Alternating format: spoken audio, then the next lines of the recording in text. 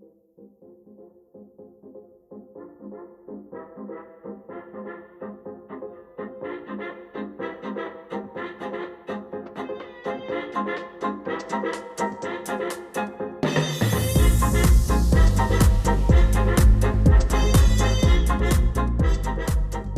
right, so how are you doing today, Tom?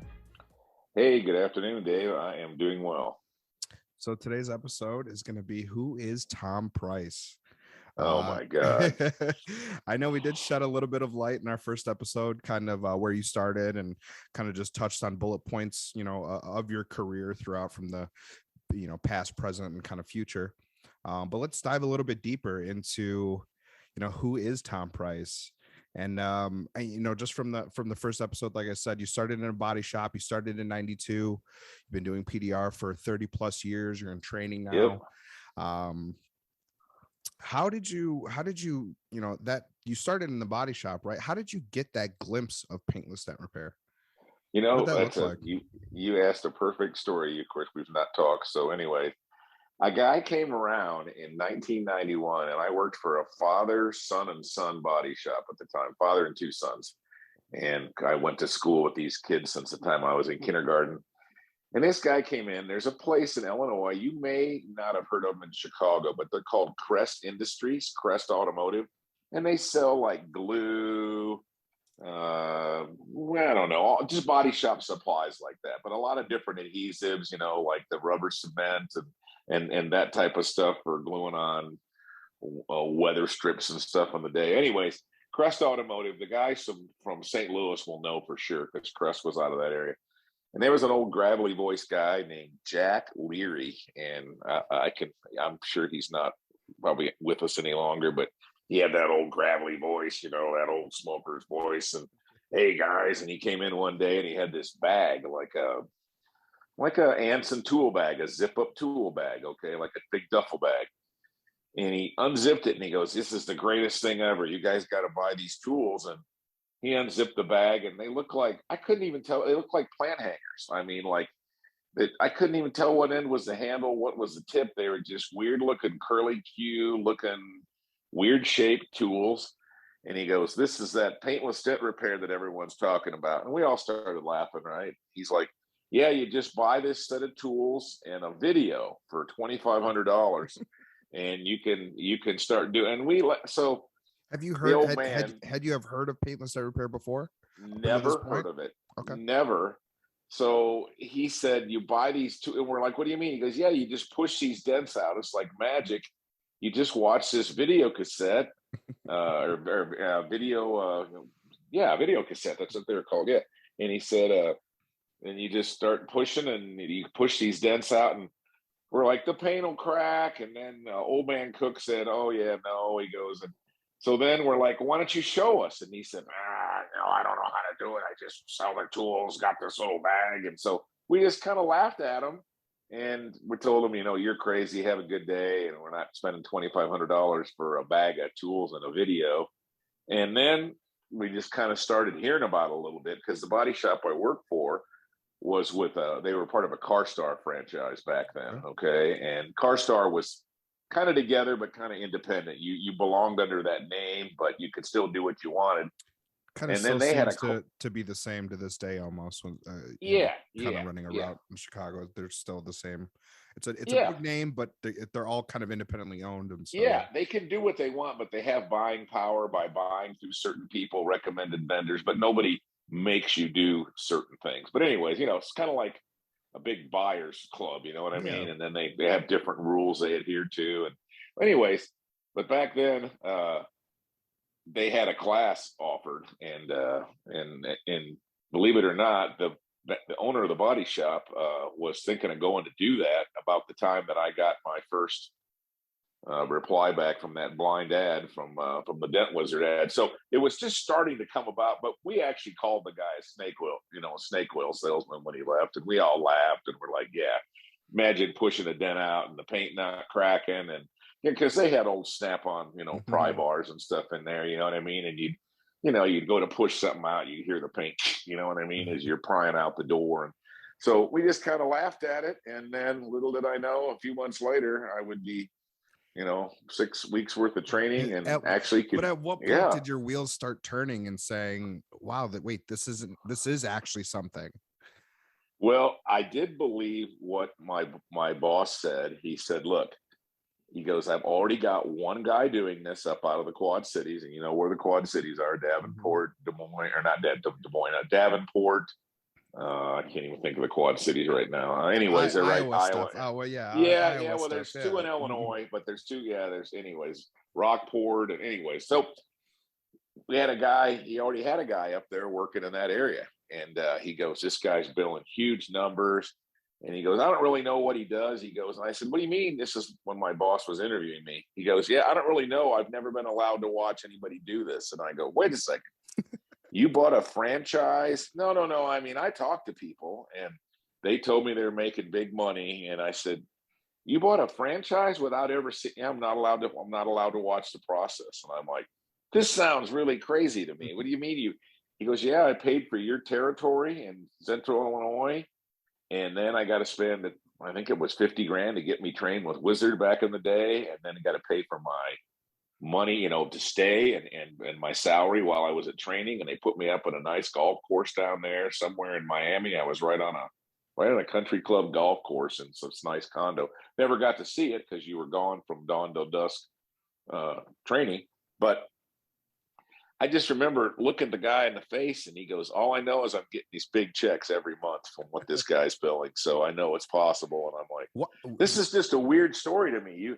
You bought something and they never let you watch you see it." He goes, Yeah, "Yeah, I and was skeptical, but," he goes, "but now that the money's coming in, this is going to be the next big thing, and I'm going to get as many guys as they'll sell me." And I'm like, "Okay, now if I'd been the first guy, Dave, I would have laughed them off and said, wait a minute, you want me to quit my job and go to training, for and then something this is that's going to sight work out unseen. Yeah. great and something you've never seen?" And he's like, "No, this guy's been out like 6 months ahead of you, and he's killing it." And then he told me these numbers. He said, "Look, I think our projections that you can make 75 to 100 grand your first year." Well, now this was 1992. Mm-hmm. I was making about 35 grand, Mm-hmm. and not going anywhere in life. Do you understand? I'd already been out of high school 10, 12, 13 years, so I already knew what reality was. I had a wife, 2 little kids, and like I said, overhead was beaten, and I wasn't going anywhere. So the guy said, "Yeah, I think you'll make at least 70." Well,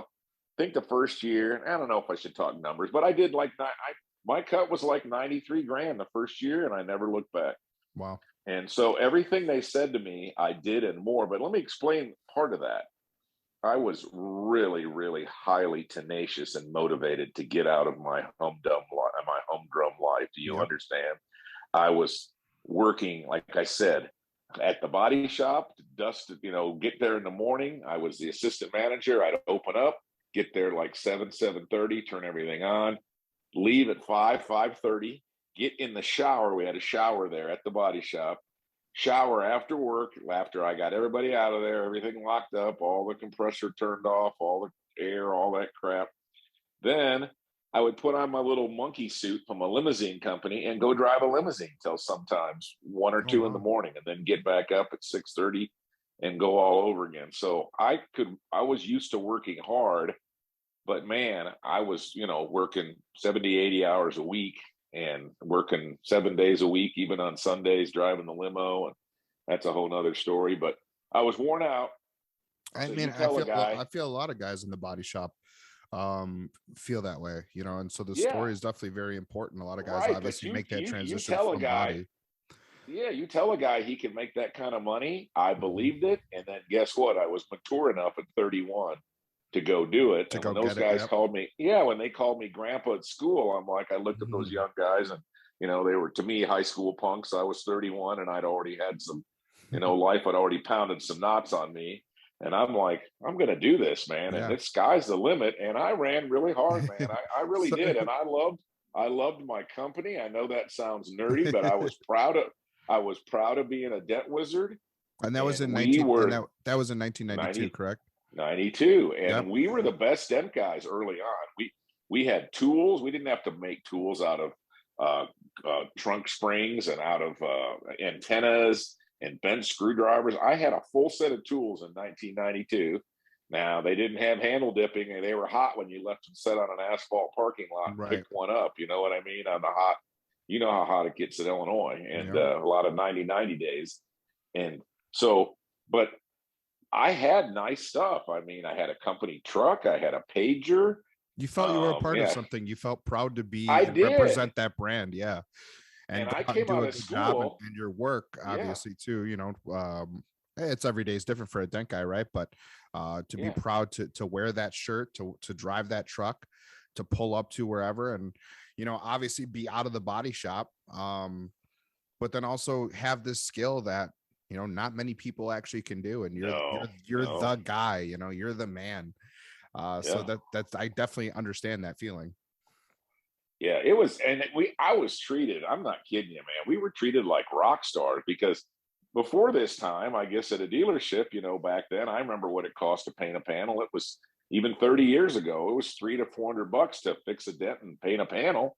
That's if you could stay in the panel. You know what I Hmm. mean? And this was not too long after base coat, clear coat came out, probably in the late '80s, somewhere in there. And that was just so. I can remember I used to ask the dealers, what did you do with this thing before we had this service? They're like, we just usually had to discount the car because we didn't want to pay hundreds of dollars to have it painted. So Yeah. I remember once they saw what we could do, and remember now, they were not allowed to watch me. I had to pull these cars out behind the dealership. So you come This from was that back, whole secretive era too, right? So you come oh, from that the no whole one thing. can see what this is. And why do you think that was? Why do you, how is that a thing, right? So it's like if you start any other company right now, I mean, yes, you're not going to go to their factory and see how things are made, but how is that a thing where you can't see what we're doing? Like, what is let me that? tell you, let me tell you what it did. You have a little kid when they're a year old, and they put their hand on the coffee table, and you slap their hand and say, "Put no," and they put it back harder, and or you tell them, "Don't put your finger in the electrical outlet," and they immediately do it. Why is that? Well, because it's the same thing. People would come out, amazed that you fixed this dent on the car. Then they go, "Hey, let me see you do that." And I'm like, "No, I can't let you watch." And what do mean? What do you mean he can't let you watch? And as I look back on it, I think the secretiveness of it actually made it be more apt to get out the back door. Do you understand? People were determined to figure this out because they couldn't watch you. So people were paying some of the early people, and I'm not going to name names, but people were getting paid to let those secrets out the back door. Yeah. So that's kind of how the wizard style got out there into the mainstream. Guys were, doing some things that were, look, I signed a no compete contract. Hmm. I did everything in my contract. I mean, even when I left them, I did everything correct. I cleaned their truck. I returned it, gave them my route list, returned every single tool. I was that guy. So, but during those early days, man, people thought it was like voodoo. I mean, because they would see that dent, and then 10 minutes later, and it probably wasn't even that good in retrospect. I mean, but it's pretty amazing because you think, because I remember when I was out there, the world of PDR, if you could fix a quarter size dent in '92, you were a stud. Yeah. And I'm like, quarter size. I got kids in 2-week classes now that can fix a $50 dent clean leaving class. Right. You see what I'm saying? But And but that I'm steel just saying, that steel you're working on too, compared to now, better, worse, easier, easier. easier, Oh yeah. yeah, it And you're working on manipulated what, easier. Tauruses and what, Oh like Geo yeah, Metros and Ford Escort, yeah. like, what do you work, I A mean? lot of Cadillac sedan DeVille, Chevy Okay. Luminas, Yep. yep, Caprice, Chevy Caprices, Yes. Chevy These Impalas, are big panels Ford too. They, Crown these are when these Victorias. Yeah. panels were big and wide and Oh, but one thing, Dave, that you probably don't remember. Almost all those panels, other than the Taurus that you mentioned, a lot of them were very flat. They yeah. went straight up and down. This was before they started putting big body lines in cars, Hmm. and so they could make them thinner and stronger. They had to make them, convex shaped to hold the strength. Because I think if you scratch a car today, it'll say Dr. Pepper. If you scratch through, it was probably a pop can in the previous life. Okay, Right. but they were straight as an arrow. Those panels were so you could see them really really good. Today, working down these cars now, where they're convex first body line, then a little concave, then convex again, and it's hard to stand and see a door. It's kind of like chasing, if you remember fixing dents on a curve. you're trying to chase them. You're like, I'm trying to fix a dent on a ball, like it's moving around the corner while I'm trying to fix it. So cars have gotten, the shapes have gotten weirder, the metal's gotten weirder, the old, you know, this high strength steel, the ultra high strength steel, They're the mixed wavy alloys now. they're wavy off of the press. You know, Oh, they're not just this flat, nice flat plane that you're looking at. They're just no. naturally have these imprints in them and stuff. And yeah. And yeah, especially as a PDR tech, trying to find exactly what's going on from that, you know, direct damage and indirect damage, right? Kind of where everything went. It's a lot harder now, for sure. Yeah, but I was treated like a rock star, man. When you go on a lot, they'd bring me lunch, they'd bring me donut. You know, now you go into a you have to do all that. No, the guy looks at you like you're like a child molester, like they hate you, like they look at you like, get out of here, you scumbag. I'm like, wait a second, what happened? You know, or you know, when I called on some shops when I first moved to Denver out here in 2008. And they look at you like, you know, like I was a pariah. And they're like, I got 25 dent guys. I'm like, well, put me as number 26 in your Rolodex. You know, just that changes, you know what I mean? The market gets more saturated, especially on the wholesale end. But I can remember, man, when I pull up, it seems like more, you have to sell yourself you more than you, or you got to give something away. Yeah. Yeah, it's changed over the years, whereas it was definitely a needed service. It was definitely like, hey, thank you so much for doing this. And yeah, now, you know, instead of 26, you're, you know, 56 on the list.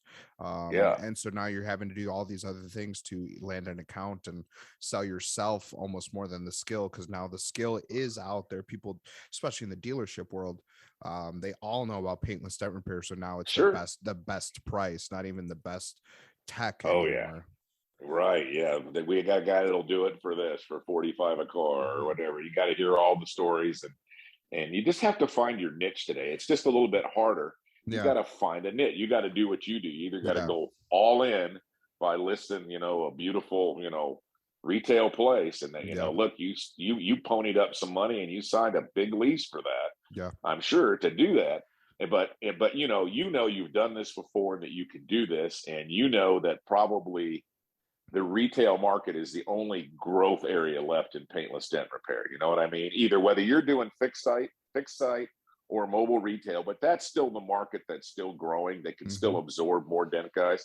The public doesn't have that education. Yeah, the public doesn't have that education. And you know, I'm still waiting for Dent Wizard to put out that big commercial or something to bring, you know, shed some light on the industry. But so I want to get back to kind of like where kind of your beginning still, and kind of, you know, where, so you're with Dent Wizard for, I think you said about 4 or 5 years.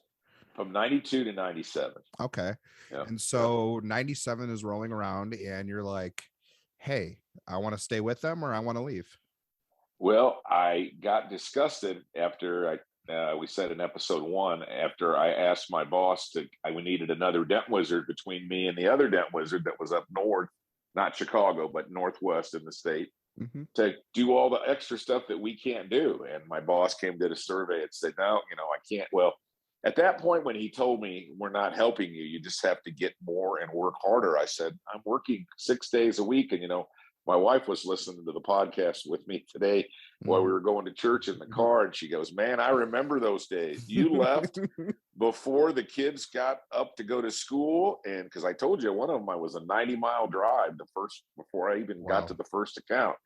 And then she said, and you got back at 8 o'clock at night, and then you were spent, and the kids would climb on you, and you'd just be like, I need to eat, and just sit for a little while. And then that worked into Saturday, you know what I mean? And then she's like, you were worn out. Now we were making good money. Now it's not like 5 years earlier where you were working 2 jobs and making crappy money. Now you were working 1 job and making good money. But the point is, it was never enough. Like they'd have another number for you to hit, or, you know, once you had an account, you weren't allowed to drop that account. And I'm like, well, what if I got work-life 2 balance? that are right? My question to my boss was, there's only me and X amount of hours in a day.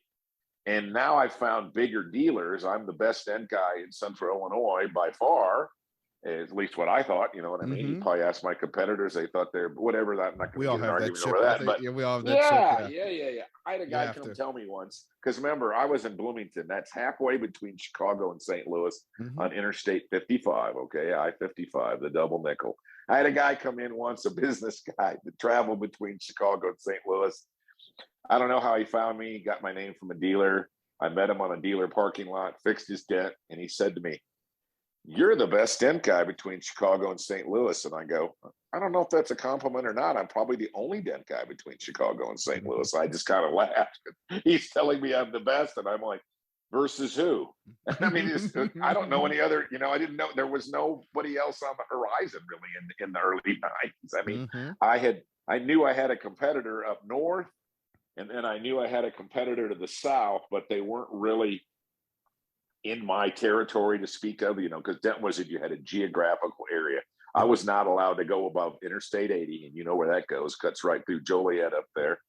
I had Dixon, Illinois. I couldn't go north of that, and then I couldn't go south of whatever highway that was down by Decatur. That was the other Dent Wizard that went between there and St. Louis. So we had a geographical area, and that was your universe. Do you understand? And I just didn't bump into too many other dent guys. And I just look, in '92, I thought I was the PDR universe. It's me, and I could get as many dealers as I wanted. And then I got bigger ones, and I got better, and I took some from an independent guy that I did find, and ended up being a really good friend of mine now. Yeah, we hated each other during our days when he was my rival, but now we're good friends, and it's just funny how life changes. Are you thinking at this time, I can do this myself? No, I was just telling my wife that I can't continue to work at this pace. They're breaking me down. I'm worn out. So it's not worth the time I'm spending now. I'm missing my kids grow up. They're working me every second, and it's never enough. Do you understand? That number was never enough. So what was the breaking point in '97? As far as like, how did you, okay, I'm going to make this decision to leave, this good money, this good route, this stability. Well, this story's going to sound a little penny ante, but I was still really excited. I still loved my company per se, right? And I didn't steal a penny from them. I mean, I can go right on the record. You can lie detector me. I'm that guy. Okay. I did everything correct. And I wanted to go see Dent Wizard had moved from Miami back into a new facility in the St. Louis area. And I wanted to go to corporate and tour their facility. I heard they had a tool room. Now, remember, to this point, I had been to a couple NACE shows and maybe a SEMA show or two. I had seen other dent tools, but I still didn't really know what existed. And I remember then certification was just starting with Dent Wizard, and they're like, we got this tool room where there's these tools that the certified guys get, and it's locked up with chicken wire, you can't get in there unless you're this. And so I called up corporate, and remember, I was a company guy. I told you, I wore the hat, I wore the everything. If they'd had underwear, I'd have worn Dent Wizard underwear. I wore everything they had. Okay. I was proud of who I was, kept my truck nice with the nice little Lido logo on there, the little wizard with the fairy dust, on your car, and kept my vehicle clean, wore my shirts, wore my hat. I called up corporate and said, I want to come down and I want to tour the facility and I want to go in the tool room. Yeah, come on down. So I went down there, and then I'm not going to mention names, but I got totally ignored by the powers that be that day. They just made me sit out in this lobby, and I watched these people going back and forth from room to room. I thought they were doing business, and I found out they were playing video games. Oh, wow. Like, literally grown men playing video games. Interesting. And I'm sitting out, and then finally this girl comes out. She goes, "Hey, what are you here waiting for?" I'm like, "I want to get a tour of this facility." And I think it was on Hanley Road in St. Louis back then. And so this guy comes out. He was kind of gruff with me. I don't know who it was. I know it wasn't Dave Chris. I know it wasn't the tool guy. But somebody came out, and they're like, "Well, here's this room here. I don't know what's so exciting to you about this. This is a big warehouse. This is a room where we train." And I'm like, "Yeah, I just kind of wanted to see, what everything is." "Well, here it is. It's a warehouse." So I was kind of walking around. I saw these lights over in the corner, big lights. And I had never had a big light to this point. I had a mini light, but I had never seen, never had access to a big light. So I'm over there. I'm kind of rolling these stands around. Somebody comes out and says, "Hey, what are you doing over there? Get out of there. Are you with the National Hail Team?" I'm like, "No, but I'm just looking at these lights." "Yeah, you can't have one of those." And I'm like, I looked at him like, You mean I can't have one of those? Like, here we are back to that, little thing again. Like, I'm not good enough to like touch one of these lights. And then, well, then I said, hey, I want to go see that tool room. Oh, Dave, the tool guy's not here today. And I'm like, well, is there somebody else that has a key? Like, I just want to go in there. So somebody came in and literally walked around with me like 2 feet away, like I was going to steal something. Yeah. It was, Dave, I'm telling you, it was a very weird experience to me. And I was like, who do you guys think I am? I'm billing hundreds of thousands of dollars a year. I'm 100 and some miles from here. And I don't think anybody at corporate knew any of this was going on. I just think it kind of hurt my feelings. And, I needed to develop thicker skin, you know what I mean? But I was excited to go see my company headquarters and no one cared. Do you understand? Yeah, I do. I remember driving have home a in the similar car. feeling in a sense in my story. Yeah, I do. I completely get that. Yeah, I was proud of who I was. This has given me a nice living. You know what I mean? And yet they didn't care that I came down, and maybe nobody communicated. I don't know how it happened, but I just felt like a little child. I saw these tools in the tool room and they had blue handle dipping on them. I'm like, ooh, that is really cool. And the guy goes, yeah, you can't have those because you're not certified. And I'm like, what do you mean I can't? What is this? Like, you know what I mean? Like I'm a little kid, you know what I mean? And I remember going home and my wife's like, why are you so quiet? I go, I'm really ticked off what happened today. I'm proud of my company. They won't help me. My boss got into a dispute with corporate. I told you I worked for a franchise owner. He objected to, they added an ad fund or something, and then he wouldn't pay the other 2%. So then when I would break a tool, I'd call down the corporate to get a tool, and they'd go, yeah, your boss didn't pay his ad fund this month, so you can't have that tool. I'm like, what do you mean I can't have that tool? You can't have it. And I'm like, well, so guess what, Dave? I went and I found where to get them made at a welding and spring shop. And I started having those Johnsons made for me for $10 a piece. Nice. Because I couldn't get them bought from the company for $50 because my boss was in a dispute. There was dysfunction going. It was growing so rapidly. Do you understand? Right. I do. There was hundreds of guys doing this by now. So everything just exploded and nobody could keep up with this pace. This was exploding across the country. And so little kinks like that just couldn't get worked out. And I remember when I broke my main tool and that bendable Johnson would bend hundreds of times until one day it went boop and broke and it fell down the bottom of a door and you're like, oops. And then I couldn't get one because my boss was having a dispute. So then I found I could get some of the basic tools made, and I paid for them myself just so I could keep working. But so I guess the company was growing big. It was turning into the big franchise model. It was losing its kind of its artistry from Lito is what I thought, because Lito was really the consummate. He was so awesome during school, and the stuff I saw him do was like off the hook. And and it was amazing. I mean, even during training school. So just I was worn out. They weren't going to help me anymore. They were working me to the bone. And then I don't know if you want to tell it on this episode, but I got an offer. I was at the Nace Body Shop show and I met the owner of Ding King, Todd Sudek. Oh, okay. And Danny Chaves, and they were the dog and pony show for Ding King back in the day. Todd was the money guy, the businessman, and Danny was the little glamorous dent guy. And he'll like when I tell this story. He was the pretty boy.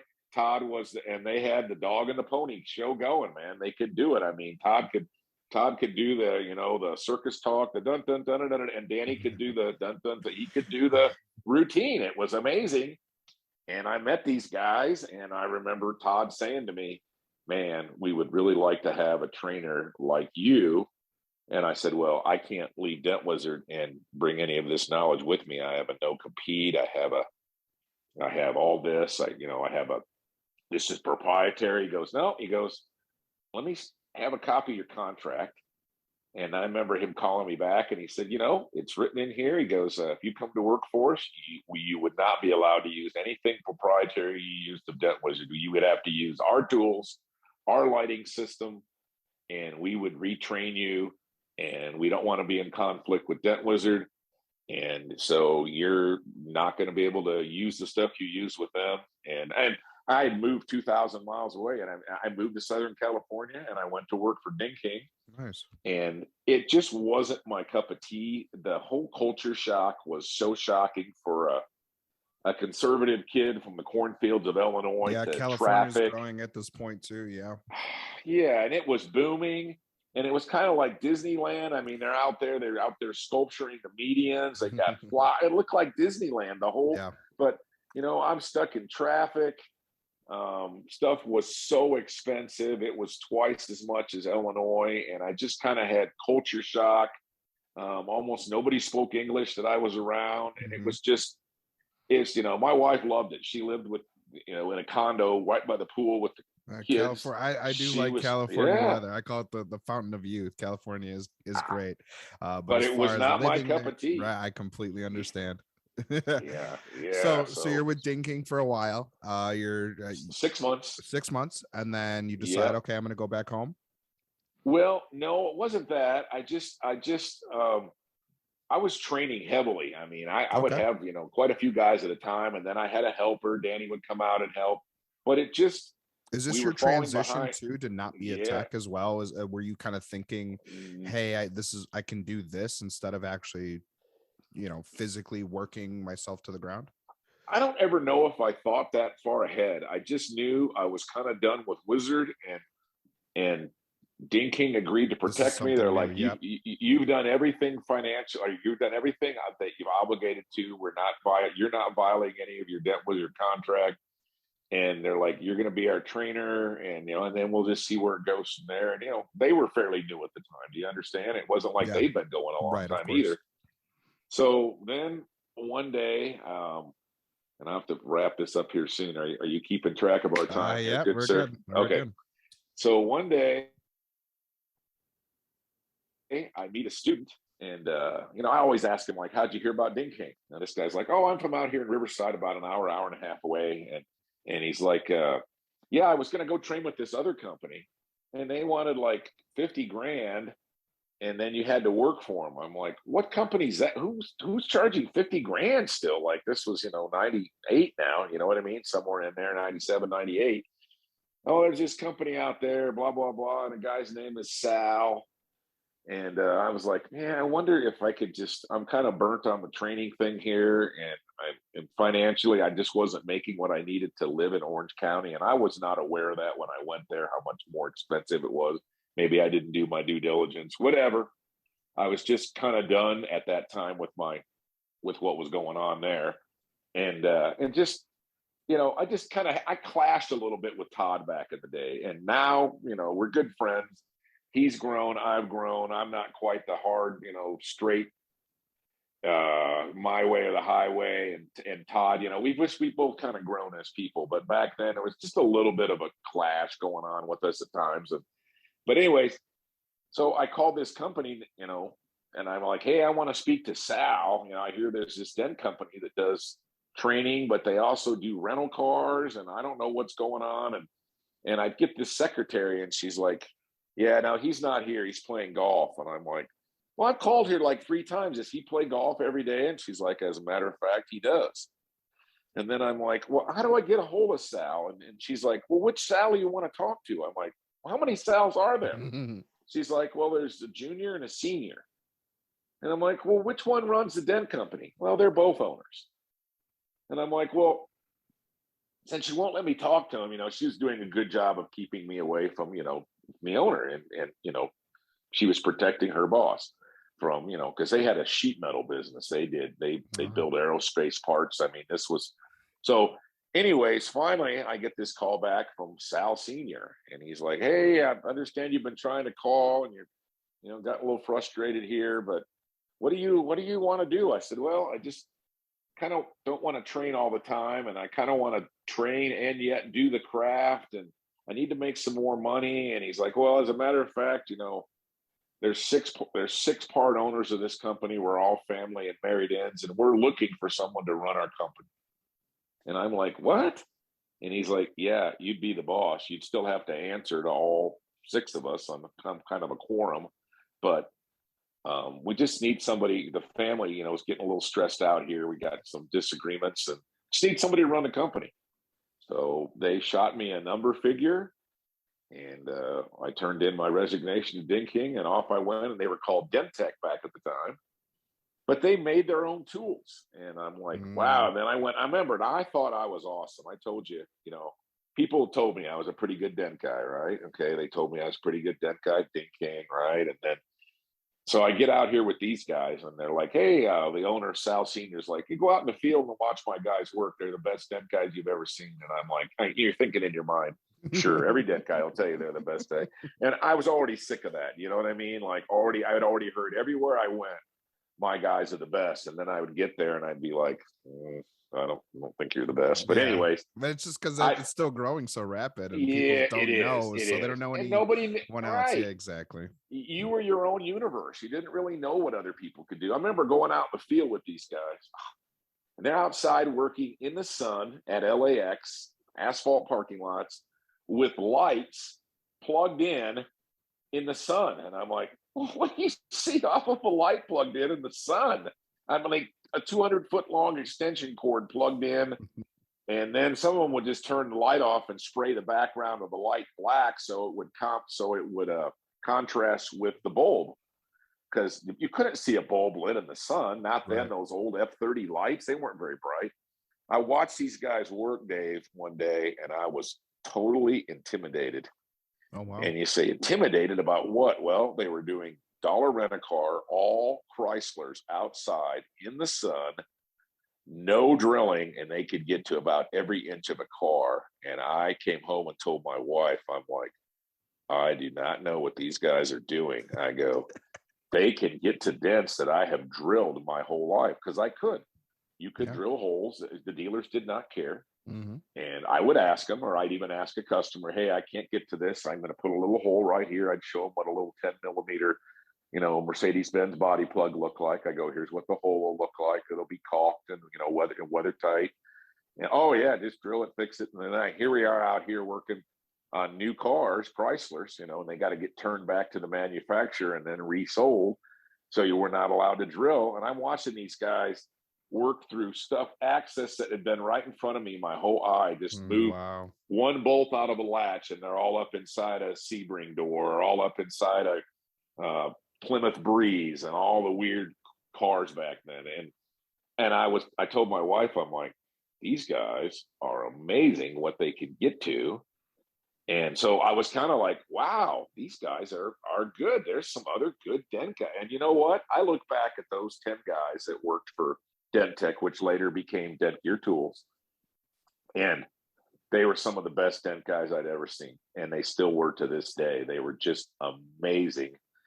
And you know, we would probably go into that another time, but they were trained by the Dent Masters guys, Ray and Tony, the guys that had the palm tree on their logo. They went all across the country and trained people.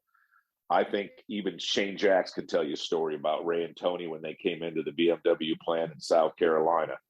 And then they trained people all across the country, and they charged like 50 grand for a month's worth of training. And then they would sell you that area. You understand? A mini franchise. And the card had a palm tree on it. And that was how you knew it was those Dent Masters. And those guys had trained the Dent Gear, the Dent Tech people.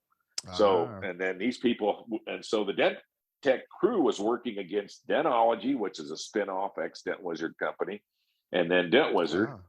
And we would work against each other. I worked, believe it or not, we don't remember each other, but I worked briefly versus Todd Zimmerman when he worked for Dent Wizard back out in LA. And then I worked against all these Dentology guys, and they were trained killers. That's a whole other story. Those guys would train for 6 months in a shed before they were allowed to go out and work in the real world. So when they came out, can you imagine training for 6 months and then being turned loose? Those guys were radical. Okay. They were even a step above the Wizard guys at that point.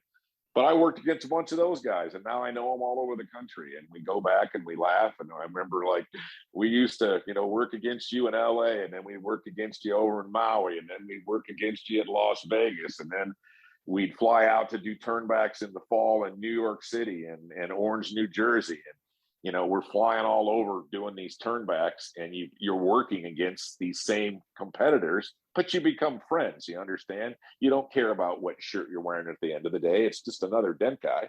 As long as you're making your money, well, he's a competitor. I can't make him go away. I just work as hard as I can. And so there was kind of a brotherhood that even started to exist way back when. Do you understand? We were dent guys.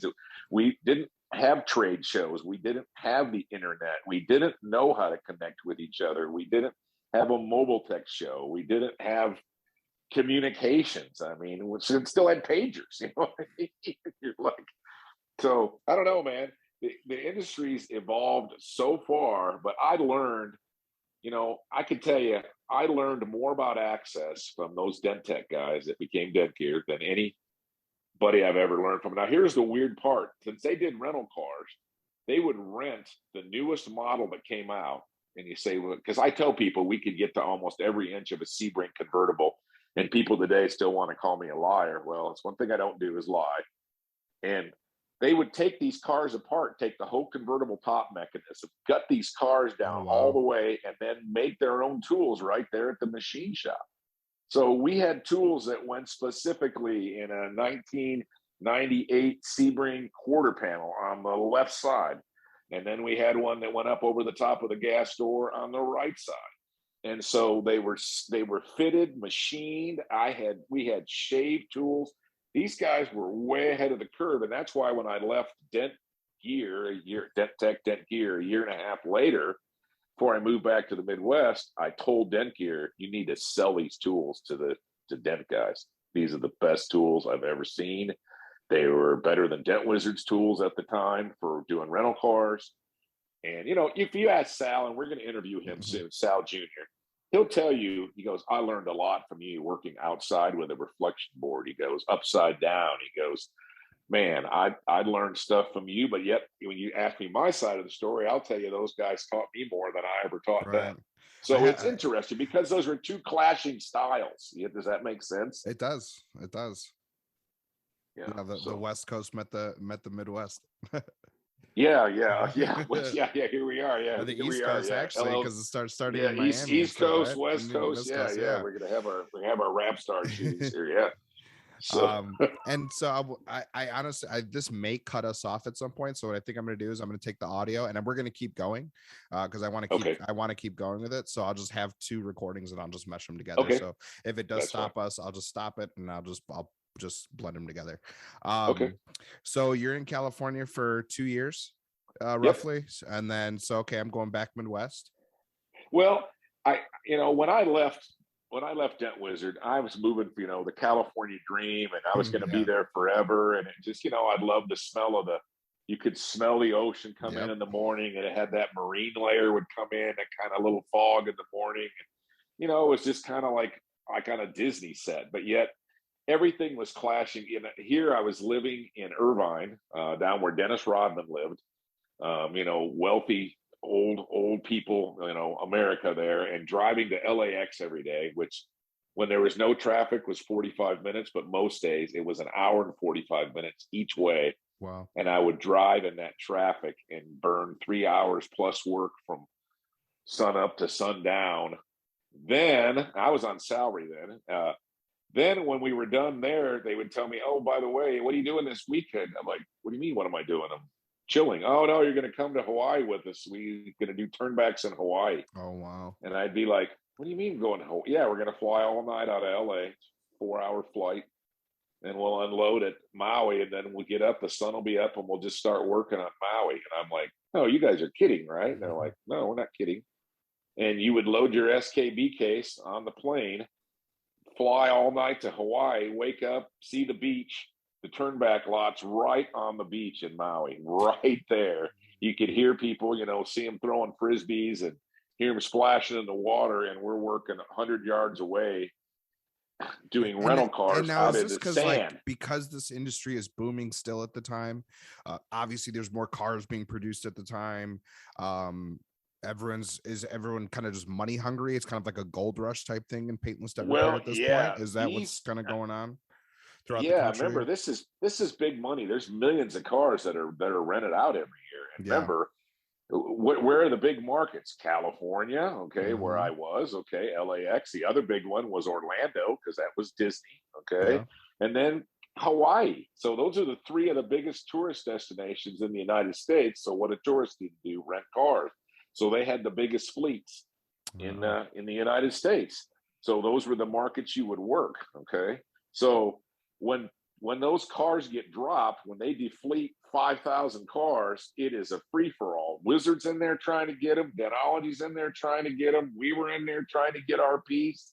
A couple other ragtag small companies were in Mm-hmm. there. But man, you go 16 hours a day, 30 days in a month straight till you're done with these cars, because you bill all your money in 2 to 3 months of the year, and then you sit around the rest of the year and do almost nothing. Then you're just back sitting in LA, Wow. like, okay, you guys can go work some door dings, and then you're like, I'm not very motivated to do that. I just Right. worked and made X amount of $100,000 in this short period of time. And so that was just like the U.S. military. It was hurry up and wait. You'd be sitting there, everybody would just be chilling in their house, or there might be a few cars to do at LAX, and all of a sudden we'd get no notice. Hawaii's dropping 3,000 cars, dollars dropping 3,000 cars out of fleet, and they need them done in 21 days. Bam, everybody's on the jet, loaded to the gills. You start that the guy that was one of the owners of Dent Tech back at the time, Gene Watts, he was, I can't explain this guy. He had come out of a rough part of life where he had come out of some issues where, anyways, he could work 16 to 18 hours a day, 30 days straight, and never eat lunch, just eat a cheese sandwich and keep going at that pace. And he was also at that time the best dent guy I'd ever seen, and probably still one of the top 5 dent guys in terms of quality and speed I'd ever seen. And those are the guys you're working with, and the rest of us are trying to hang, but the rest of us are mere mortals, you know what I mean? And I'm getting tired. I'm a manager, so I didn't get paid extra money when I went over there, but I would clean up for the crew. Like, they're on commission, so you get it. I mean, this is their chance to make money. Okay, I got a salary. If there was a big dent and it was a newer guy and they would be struggling, I just let them tag out on me, and I'd go in there and finish the dent and let them move on to an easier car, because they needed to make their money. They were on commission. So as long as they worked to what they could do, then I would tag out and finish up. And we were doing, even back in the 97, 98, we were doing pie plate size dents on Chryslers, dish plate size dents outside. And we could fix them to a past inspection quality where they would look them over. And, but so that turnback thing, I learned more about access in the year and a half that I worked with those guys than I'd ever learned in my whole life, and have probably ever learned since then, of what's right in front of you if you don't get to drill. Do you understand? Yeah. But if you're allowed to drill, you're going to drill. Do you understand? I mean, Yeah. this is not rocket science. You sit there and tell me, hey, I need to drill a hole here to fix a dent to a dealer. They're like, don't come and ask me. Just drill it and fix it and give me a bill. What do you mean? What do you mean you're asking me if you can drill? Like, get out of here. You know what I mean? Like, just get the car fixed. That's Yeah. So then when I learned the no drill side of this, man, when I left California, okay, so here we are now. I've worked a year and a Coming half up for the on the company. 10-year mark, right? Aren't you at that point? You're coming up in No, the I'm coming industry? up on, no, I've been 5 with Wizard and Okay. 2 years in California. So Okay. 7 years. 7 years.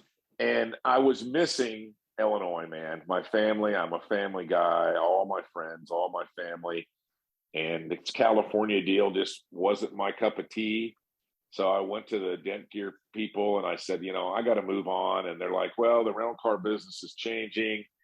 They're changing the pricing. We wish you the best. We love you, blah, blah. And so I went to move back to Illinois. And the weirdest part about this, I never planned this, because when I left Wizard, I was going forever to work for Ding King or forever to work for Dent Gear. You understand? Right. I mean, that's what you're thinking at the time. I moved back exactly 2 years to almost the week that I'd quit Wizard, which meant my 2-year non-compete was invalid. It was over. Oh, yeah. Yeah, and it was invalid where I was doing it anyway, because I wasn't doing it against any Dent Wizard people, Right. Yeah. like working against their they had locations and there was a whole bunch of rules back then in the contract. And so I always kept clean of that. And I ended up back in Illinois, And I'm like, here, I'm back home. And here's where we move into another chapter. I decided I was going to go full blown retail. I lived in Bloomington, Illinois, which was a very wealthy, booming white collar town then. It was a home to State Farm, Country Insurance. We also had Catherine Bite Candies, and we had the Mitsubishi plant there, Diamond Star. Okay.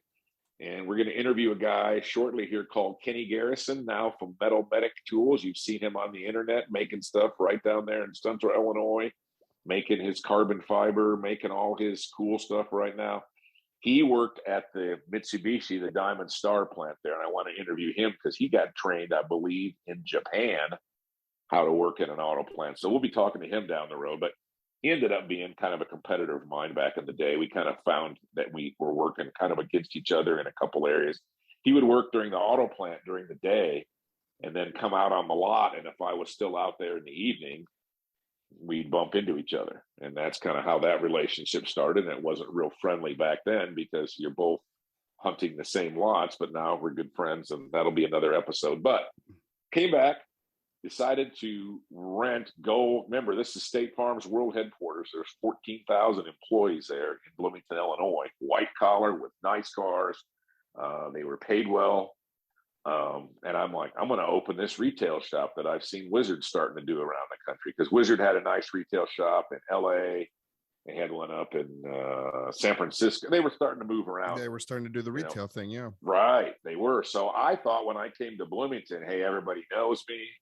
I'm the Dent God, you know what I mean? I'm coming back. And then everybody was just going to lay down, and all these people were going to be lined up at my door. And I rented this beautiful independent oil change business that went out of business. And it was 2 drive-through bays, 2 cars deep, 2 cars wide with glass doors. I mean, this was tricky. Yeah. If you've been on the old school site, old school rules, you'll see the pictures of the shop, and it was beautiful. So I'm sitting here, man, this money's going to roll in. It's going to be like taking candy from a baby. You know what I mean? Like, woohoo. Well, guess what? It was still too early. People didn't know what paintless dent repair was. So I'm like, Tom, we're in 2022 and people still don't know what paintless dent repair is. I mean, it's okay. I know, but we'll get there one day. They didn't know in the cornfields in 1998 in Illinois, is what I'm trying to tell you, even though I knew. Yeah. And at this point, I had already done 5 of State Farm of their 6 corporate PDR studies.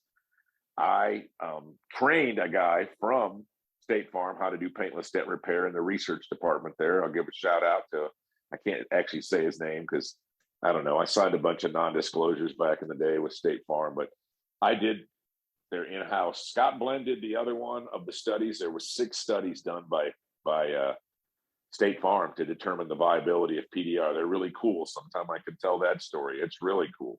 And I did 5 or 6 of them there. They had a huge research department, like 100,000 square foot building, like the size of a Walmart, where they would test every welding product, every new urethane paint, every body filler. They had guys in there. That's all they did. Ex-auto body guys experimenting with these products to see if they were, could be used in that State Farm could, if you will, not recommend them, but say, yeah, this is a good body filler, or this is a good welder, or this is good for safety. Or they had a whole department in there where they had a guy there that would try to crack and break into steering wheels to see how they steal cars.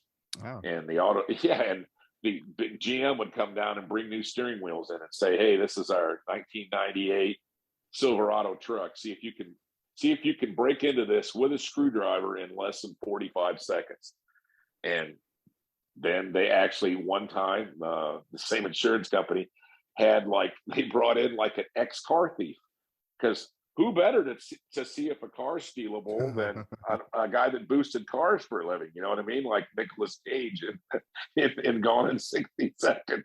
So this State Farm was doing all this back then. And since they were the biggest insurance company in the country then, auto, like they still are, they spent all the money on the research, and then all the other companies would just go, yeah, sure. Progressive said, sure, because State Farm spent the money. So anyways, I'm there, I'm doing State Farm stuff, but what failed to happen is people were not they still didn't know what it was. So I came up with a really clever name, and I wish I had kept this name because I probably could have sold this name. It was 1 hour dent removal. Now, if you've watched Shark Tank, Donald Trump stuff when they were doing his show on TV, I don't remember the show. You're Fired. What was the name of that show? Apprentice. The Apprentice.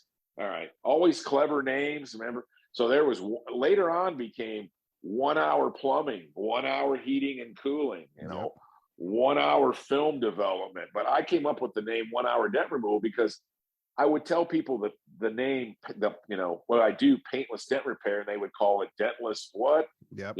What? You do paintless. Still to this day, yep. Still can't even say it, right? And so I'm like, I came up with the name 1 hour dent removal, put that sign up, beautiful lit sign, and people would drive in on a regular basis and go, what in the heck is 1 hour dent removal? If I need a dent fixed or a scratch, it's 1 to 2 weeks. And I'm like, well, here's my half and half hood. And I had a half and half hood hung up on the wall. Or if I was there conducting a training class or had a hood off, I would just do a dent right in front of them, bang a dent in there and fix it. And they were like that. And they'd be looking underneath like this was voodoo. Do you understand? Watching a dent come out in 2 minutes, and you're actually at the half-minute mark, they think you're done. You ever had people walk up to you on a lot and they're like, that looks great. And you're like, I'm at 50%. I'm halfway to a perfect dent. So leave me alone. And then in 15 minutes, it will be a nice dent. But anyway, the bar's low. So people would just come in and say, that's the coolest thing I've ever seen. I'm like, well, tell all your friends when they get a door ding. And then it just wasn't booming. So I had the brilliant idea one day with another dent guy that I was training there.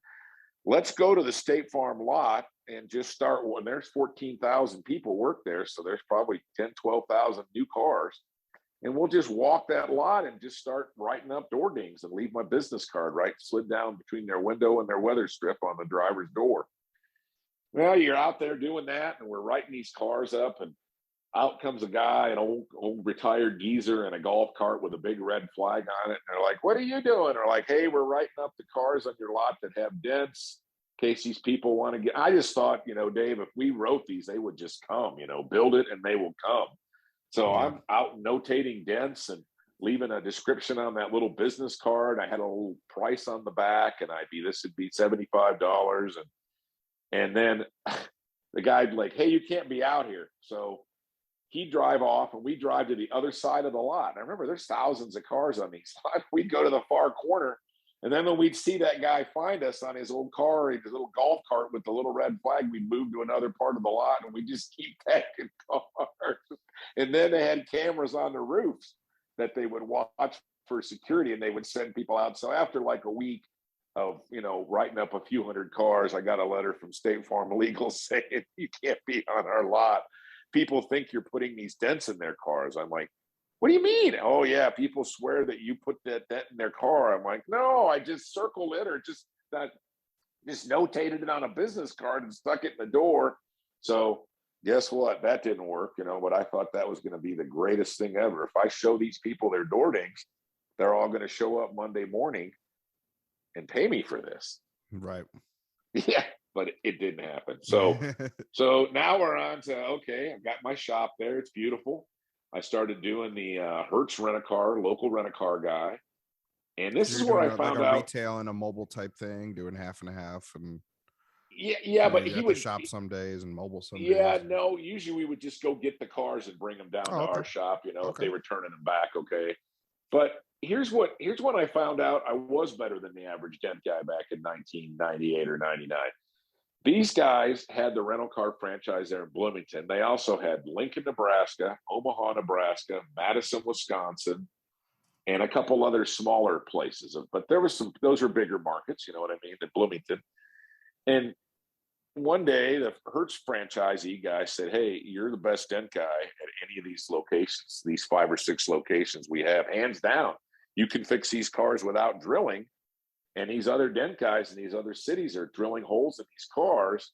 And if those holes get discovered, they get rejected. And then we have to buy the car back because, we were the owner of record on this car when it got drilled, the leasee of record. So he goes, when it hails, we're going to start bringing car transports from these other markets and bringing them here to get done. I'm like, what do you mean bring them here? I'm going to bring them from Omaha and Lincoln, Nebraska, and Madison. Omaha was 6-7 hours from where I Right. was. Madison was 3 hours from where I was. And sure enough, it'd start hailing and they would bring transports, and I'd show up on Monday and there'd be 20 cars in the parking lot for me to do. And I'd be like, what?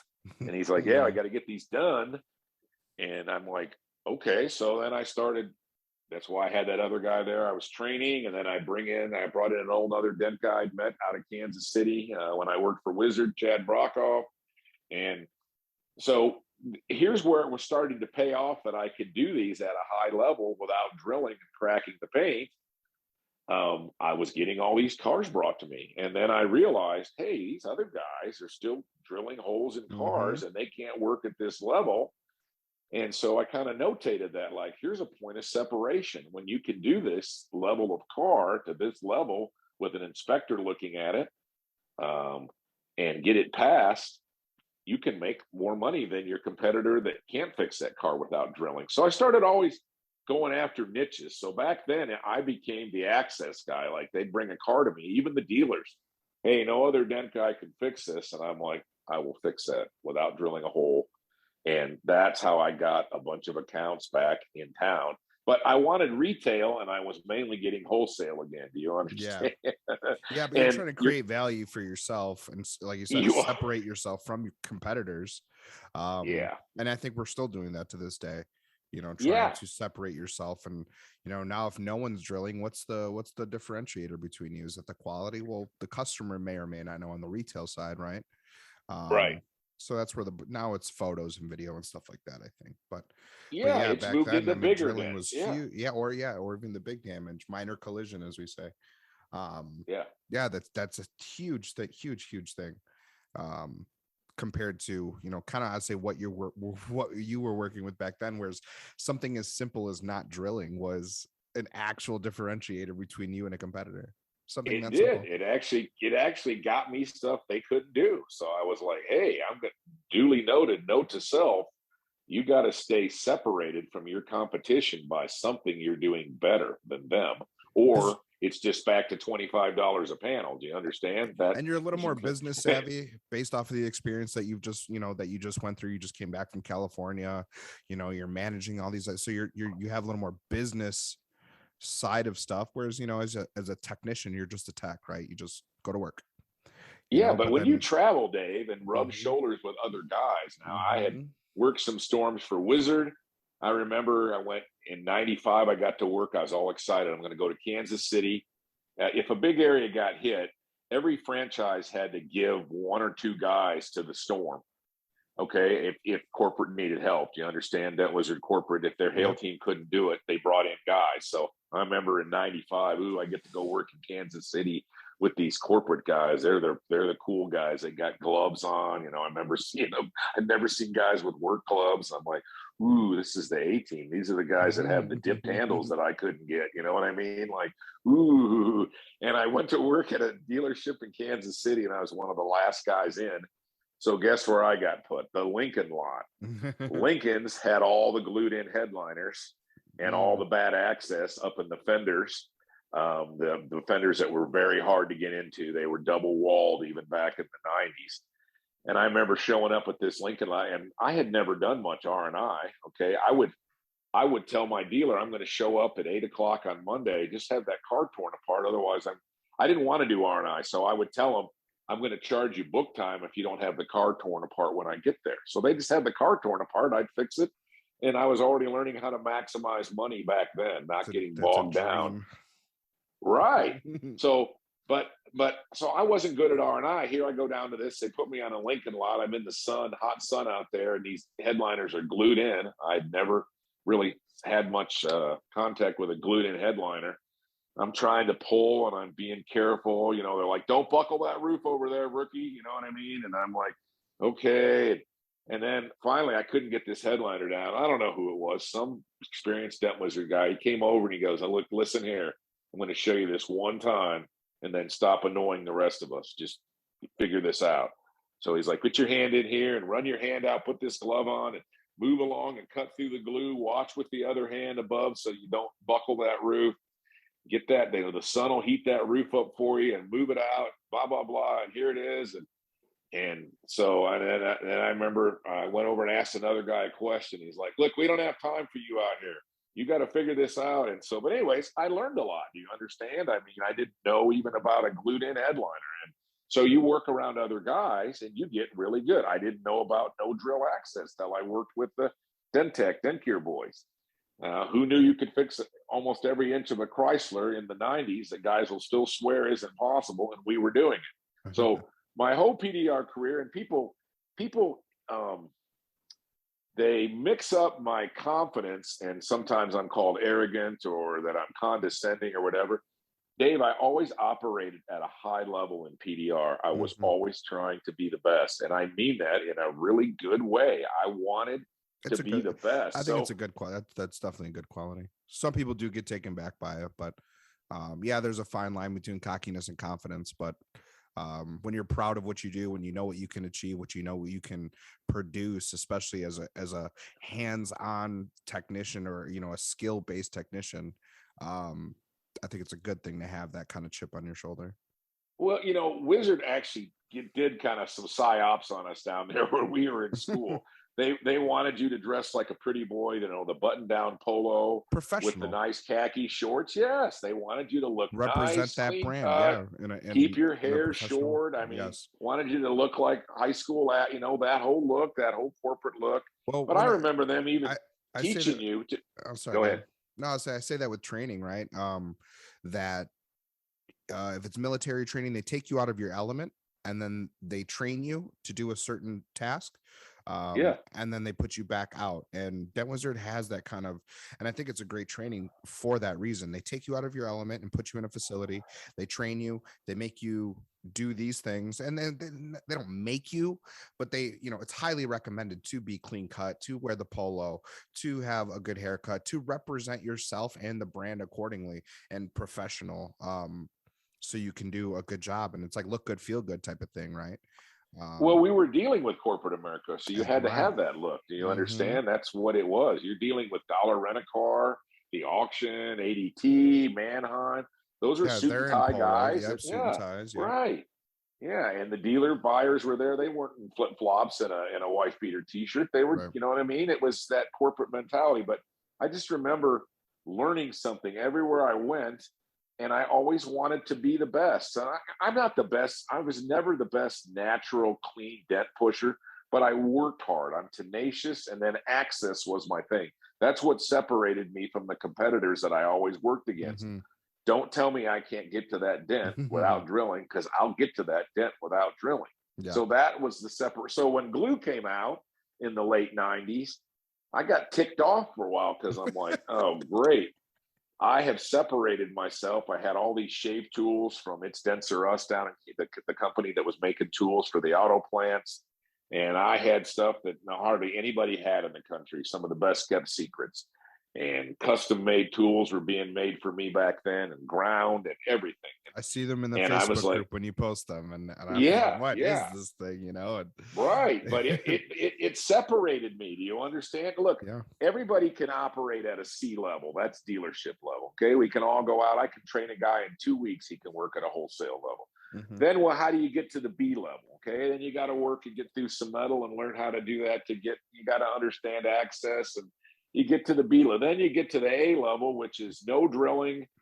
Can get to anything. You work on the car like like you were a ghost, as Jeremy Taylor used to say. We should work on a car and nobody should ever know anything ever happened. The dent is gone. There's no holes. We didn't mangle anything to fix anything. He goes, we should be like a ghost. The car is just fixed and people just stand there and go, ooh, ah. Okay. So that's what I wanted to be. So, I remember I told you the first episode, I was a nerd. I was a PDR nerd. This was my life. This was my hobby.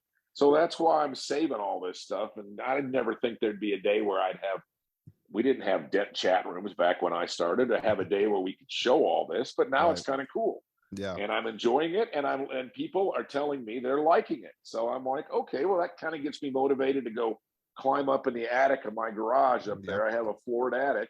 and find another box of PDR That's memorabilia. Who awesome. knew? It's not worth anything, but it's a memory. Do you understand? Yeah, It's but it's history. worth it to the guys that do care, and fellow PDR nerds such as myself. Yeah. It does mean a lot to see these things. And right now I'm looking at a post of yours. So you had your first retail shop right in Bloomington, and then you had a In second one. 90. You had a Yep. second one after that, correct? I actually moved over into a Z-Bart building. Now, you're Okay. familiar with Z-Bart. I am. This was I always laugh about this idea. Remember, we weren't allowed to drill holes in I was rental just cars, right? about to say. And Z-Bart, what do they do to make sure your car doesn't rust? They drill holes and inject body cavity wax in there so your car won't rust. And the joke was, where's the only place the Z-Bart car rusts is where they drilled the holes and put their wands in. Yeah. You remember them on kick plates? It would literally, you'd step on a door frame and it almost cracked the car in half. And I'm like, how did these guys get away with drilling a hole to make your car rust proofed? And yet the very plat where they drill rusts out, and it would even bubble under the Z-Bart plug, if you remember. And it's, and you think about that, it's a luxury service, right? It's a luxury service. They're not dealing with insurance companies. They're not having really anyone, I'd say, go back over their work, right, or anything like that. Yeah. So it's like, yeah, it's a one-off type company that is able to get away with it. And now if you're a paintless dent repair company drilling in cars, like there's actual liability involved with you drilling into the actual vehicle. It can turn out kind of bad for you in a sense. Yeah, well, stereo guys have been drilling holes in your cars for years to put in. They break all the clips under your kick plate, and then they drill a hole and put a wire through here. They drill a hole in your door. Everybody was allowed to drill except for a dent guy, which I always find as funny. But I get it. You understand? I mean, I get we're in a litigious, liability-driven country now.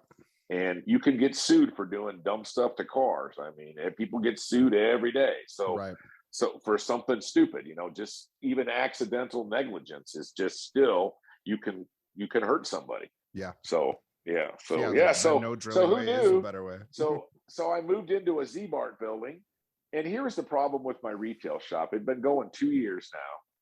I could never make quite enough money at home. I'd still have to always sneak out and chase like 6 to 8 weeks worth of hail to make ends meet. Well, then that 6 or 8 weeks where I was gone, I'd hang a sign on my door where it seemed like nobody came when I was there hardly. But when I'd be gone, I'd get these dirty messages like, "Hey, I'm at your shop. Where are you?" And I'm like, where were you the other 46 weeks out of the year? You know what I mean? If people weren't lined up. At this point, too, are prices diminishing and a lot of undercutting is happening? No. Everything's pretty standard all the way around. Yeah, I just thought people would be in line to fix every door ding. It's just, we see all those, you understand? So, you sit once you're a dent guy, I always tell people during training, you're going to be annoyed every day the rest of your life. Every car that goes by you that has a dent or has bad body work or whatever, it's going to drive you crazy if you're OCD like me, because, OCD people want straight lines and perfect everything. And so when car pulls up to me to this day, I'll go by me on the highway. I'm going to tell my wife, see the bad dent that car had repaired on it? She's like, no. And I'm like, oh man, it was horrible looking. It went by me at 55 miles an hour and I could still see it. Yeah, I've tried to build an avatar for our customer base as someone who wants paintless dent repair, right? And it's very hard to do because you can have the soccer mom, you can have just the corporate guy, you can have a kid with a new car. There's so many different types of people that I don't know if there is similarities or not, but they all want their dents fixed, right? And then there's the complete other side that the one soccer mom cares and the next one doesn't, and so it comes down to the person. So and it's kind of hard to build an avatar, just a simple avatar around who wants paintless dent repair, because us as techs, we see all these things. You don't want to get that fixed, and not really. And the next guy's like, wait, you can get rid of that, please do it, and it can be kind of difficult. They're all different, really, to put a box around what our customer base is as technicians and companies. Yeah. So I'm back here now. It's the year 2000. I'm working out of this Z-Bart. My wife says to me one day, she's like, hey, this isn't working. You're working this shop full time. Plus you still have to go chase hail. It's not working. So a guy comes up for training I retrained him in 1999, somewhere in there. Anyways, I trained this guy. He'd already been working for another dent guy in Texas. And when he came up, he told me, I've been working for this guy for a year, and every dent looks like a little fig, like a little raisin, a little butthole on the door when you're done. It just looks just a little puckered up looking. And he goes, my boss has been doing this for whatever, 10 years, like, you. And he says, that's just the best can be done. And this guy was, I'll give you his name now. He's a very, very good trainer. His name was Justin Miller. And he was a career musician, real high line bass guitar player, studio guy. And he said, I'm working for this dent guy, and I just have a hard time believing that, pinching up and crunching a dent, that's the best that can be done. So I said, well, come up to me for training. So he came with me for training.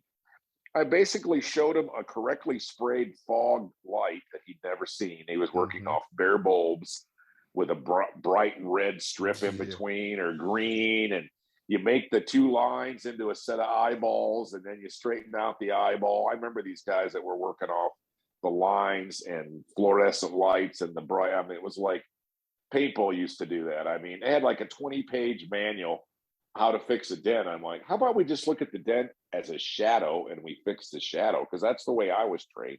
It's way easier than straightening out lines or eyeballs, and then the eyeball becomes a single river. And I got diagrams. Wait till I show you this nonsense that people have taught over the years, okay? And so anyways, I come work with Justin, and I show him basically how to see, and he becomes good like overnight. And I'm like, wow. He goes back and told his boss, he's like, hey, there's a system where we can actually fix these correct. And his boss was like, just beat it and get on down the road. You're rocking the boat here. So then I learned, wow, there's still some really bad dent guys out here. Like, 8 to 10 years into this, there's guys that can't. So anyways, so I said to Justin at the time, I said, hey, look, my shop's getting busy enough here where I still have to go chase hail. It's not enough for me to stay home. So I'm going to have to chase hail in the summer. And I think there's enough room for another guy here. So if you ever want to come up here and work for me with a single guy, come on up. Well, a few months later, in like, 99 or whatever, 2000, he's like, hey, did you mean that when you said that? I said, when I say something, I do mean it, even if it's to my demise. If I said something, I'm going to do it. So he comes up and he's working for me for X amount of dollars a week. And then I would go chase hail and he'd be there. And then the first year after we were there, things are going pretty good. And we're into 2001 now. The shop, we're over at the Seabart building, and they're helping us market PDR. And I remember that year it did not hail. It just didn't hail, or at least anywhere that I had any contacts. So then it was just two of us sitting in a building. And then we started taking on really big bad dents in 2001. And there's some of the pictures. I haven't posted those. I've lost my big dent pictures. I'll find them. But we were fixing dents that people think are amazing now, and people think I'm arrogant when I say this. We were doing those to retail quality over 22 years ago, with no glue, no airbag, no pump up, no nothing, pushing. I remember I saw a post. It was larger, complex dents we fixed in 1999, and it was a fender dent on the right hand side of a fender. And I mean, it's a large. There's 3 body lines that are impacted, and this is what we were fixing in 99. And it is people, without those things that you just mentioned. So, glue. So I told you that. I'm not kidding when I told you I operated at a high level, and I hung out with guys that operated at a high level. So I was always around good dent guys. I mean, that became contentious a few years later when I started the Dent Olympics at the Mobile Tech show. The first 5 years, good friends of mine won the Dent Olympics, and I'm the Dent Olympics judge, and I started getting called out like, hey, Tom Price's friends always win the Dent Olympics. Hey, this is fixed. I'm like, how can it be fixed? There's a number on a car. The judges aren't there. At the end of the show, we pick the judges live, and then they go over and look at a number, and we judge it from 1 to 10. It's not a whole lot different than it is now. Do you understand? And people were claiming I rigged it, and I'm like, how did I rig it? Because your friends always win. I'm like, I hang out with good Dent Right. guys. But so people thought that even back then the fix was on and that I was cheating at the contest I invented to Yeah. have fun. That's how the Mobile Tech got started. Kevin Halewood called me and said, "Hey, can you get the Dent guys to come? You got to Yeah, have some I want to reason." elaborate on this whole thing too. I mean, I don't know if many people do know, but yeah, you're the founder, one of the founding founders of the Mobile Tech Expo. So the idea That's came, crazy. yeah, It's such a big thing now. I mean, guys, techs it's strive our to be able to industry compete. You show. know, it's Yeah, crazy. it's Um, the I grand competed for the finale of. first time. I competed for the first time this last year. Oh, That good was for you. a Good for. I very did fun not even know experience. that, Dave. I It did was, not know that. it was the first time. I was very nervous. Yeah, it was exciting. But Yeah. yeah, I mean, how, you know, so you went to the hall. Let's go. Well, I mean, we can kind of go back and forth, but I know you had your second retail shop and all this is kind of happening and not Then I happening at the sold same it. I time. sold it to. I finally decided All that right. I couldn't do both. I couldn't chase hail, and now I had enough good hail contacts Yep. that I thought I could make a good living. And then Justin wanted to move back to Texas. He was Mm-hmm. missing his music. And here's a really weird side note. There is a really good dent guy from Fort Worth, Texas, and his name is Tim Campbell, and his uncle was Glenn Campbell. And Justin used to play with him in studio. So here Ah, you are, two that's cool. studio, guitar players and dent guys. And Justin wanted to go back to Dallas and record stuff with Tim Campbell, I believe it was, and some other people. So he said, "Tom, I'm ready to go. I want to get back to Texas." And my wife was like, "You need to pick either having a shop or chasing hail. You can't do both. You're back to this overworking. I don't see you. We're making money, but you need to be around or whatever." So I sold my shop to Z-Bar and trained them how to do paintless dent repair. And so we'll jump off of that for now. So now we're in the year 2001. So that's the same year Mobile Tech started. Well, I Okay. had met Kevin Halewood. He was a member of the International Press Corps, had always certificates, always badges. We'll have Kevin tell a great story about where he came from. You will not believe if he'll tell the story what he was doing out in New York before he got into leather repair, and that's where he came out. Anyways, here we are at the NACE show or the SEMA show, not sure which one it was. And I would go to these shows and walk. And I run into him one year, and he's got this little magazine called Mobile Tech News and Views, Mobile Tech News and Views. And it's real kind of cartoon looking. And I'll start showing pictures of those. I just found that box this weekend. So y'all are going to get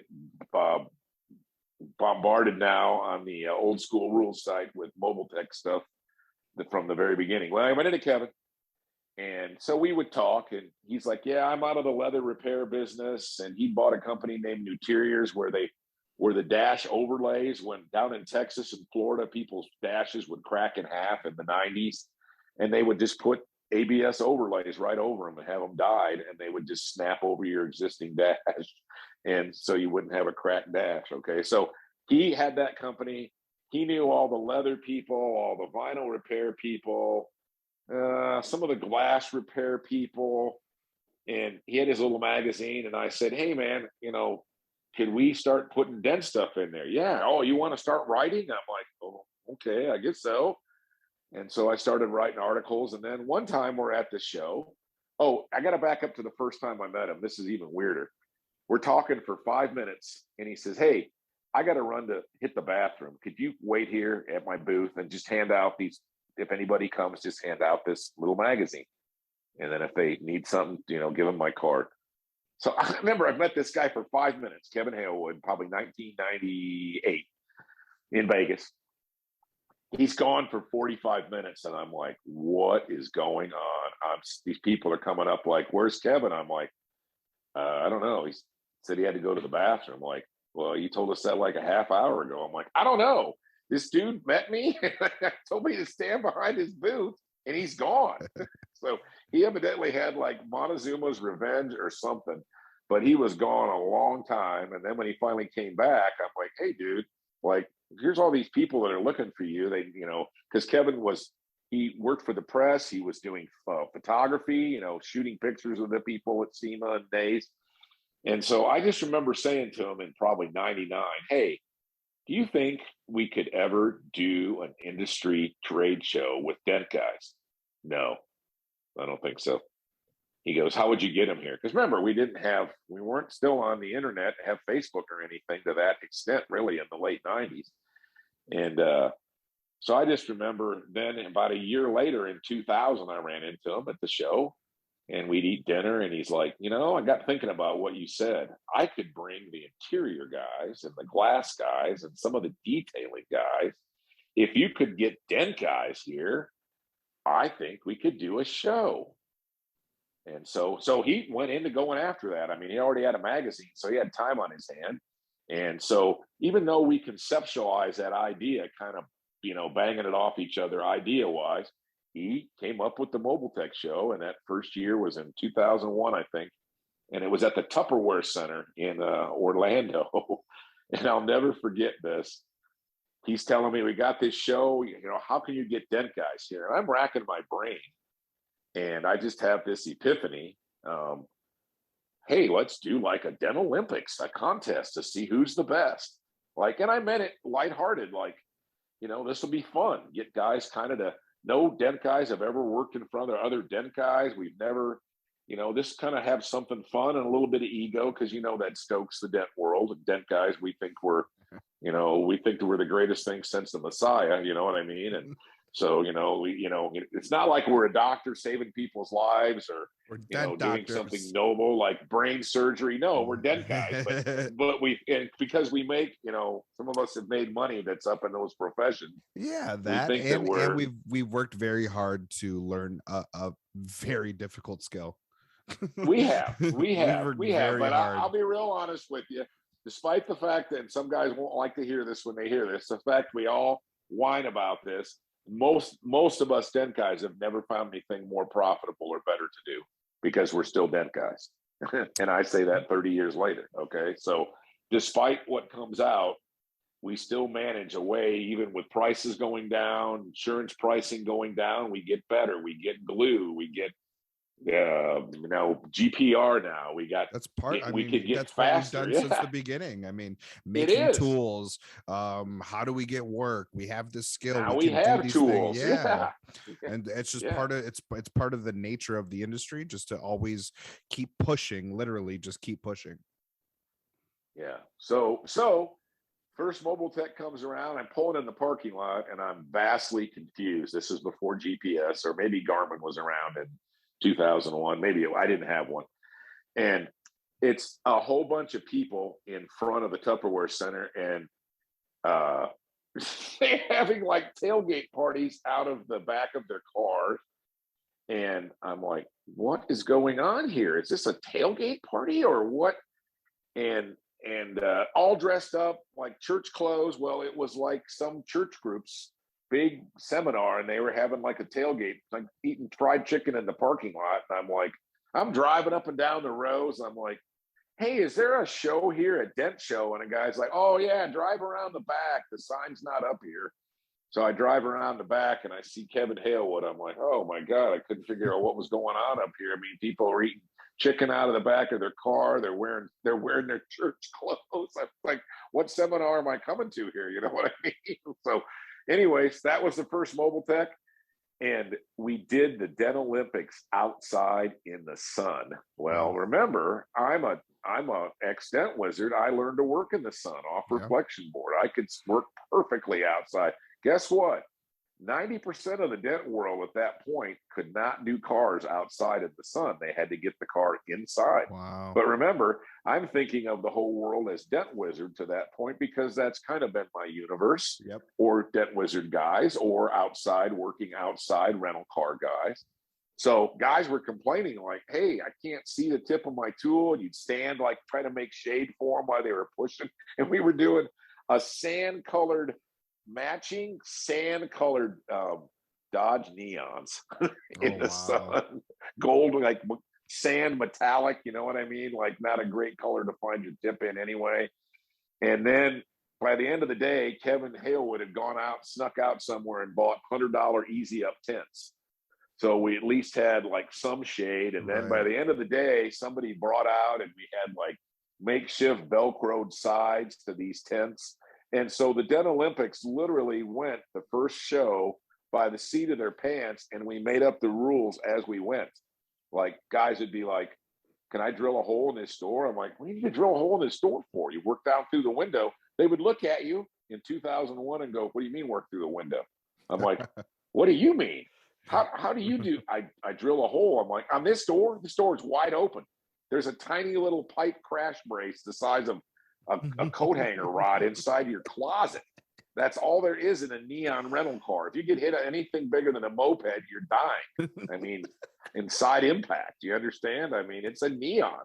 Do you remember neons had, this is the weirdest thing. They made them for rental car service, David. You may not know this.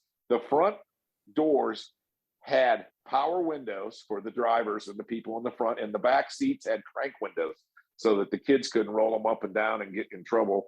As my first car was a yellow. It's funny you say it. My first car was a yellow 2002 Dodge Neon. Oh no, tell me you had the sport edition with the big wing on it. Please don't tell me that, because we can't be friends.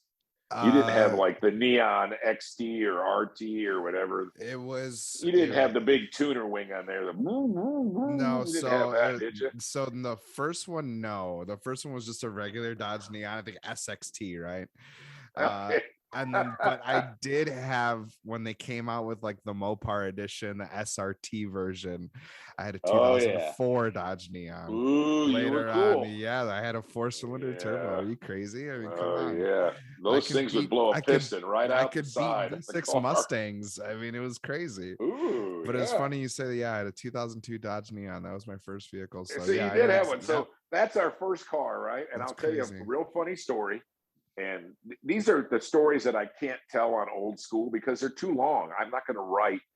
I don't type. I'm a 2-finger typer. I'm not going to write a 20-paragraph story. That's the problem.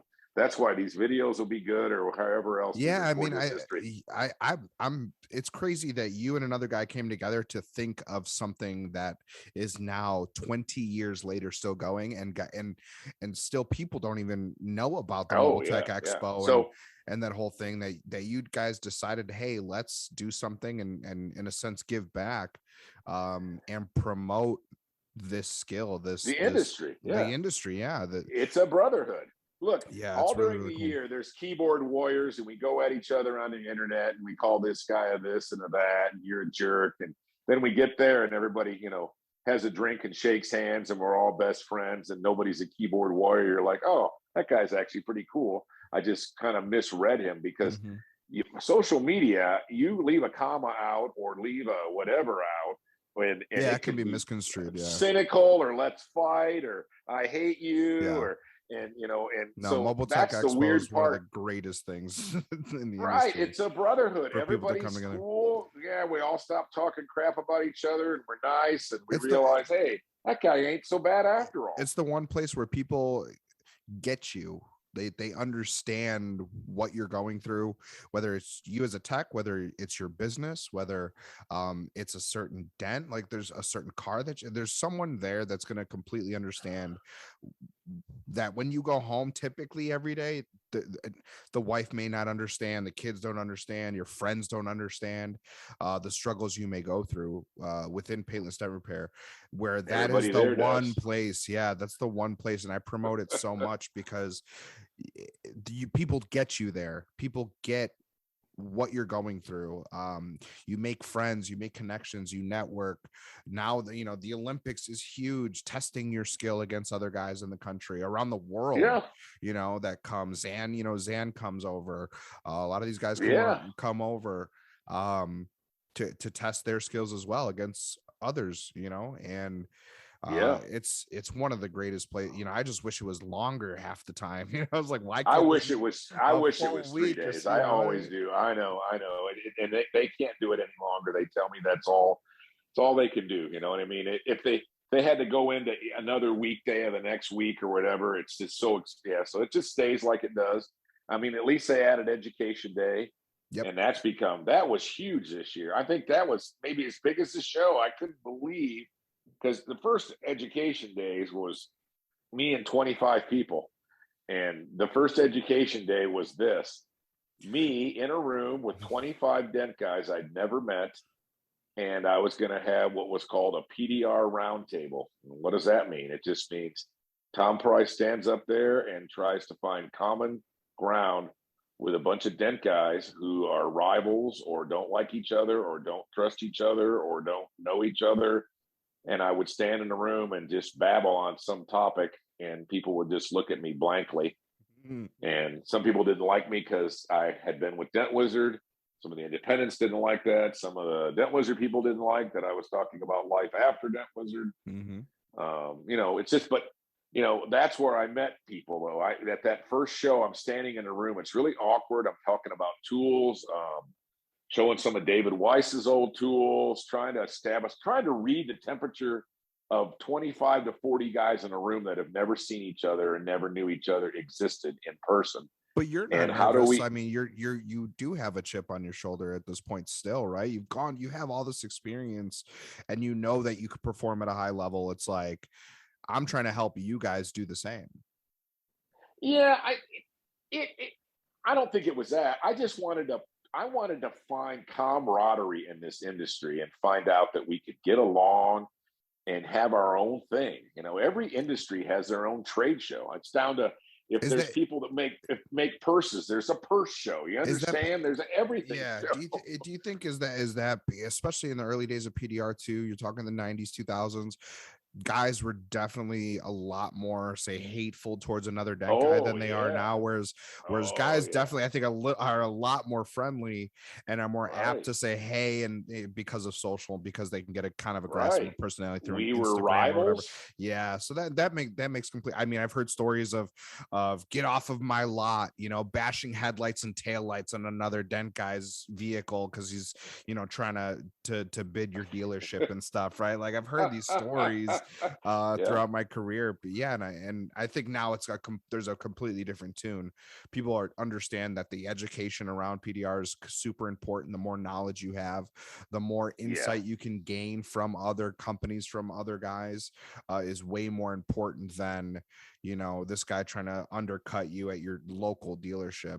How about let's talk about how you can that won't even happen, because let's talk about the things of what you can do as a tech or as a company to that won't ever happen, that someone can't come in and undercut you. Why? Because you do this.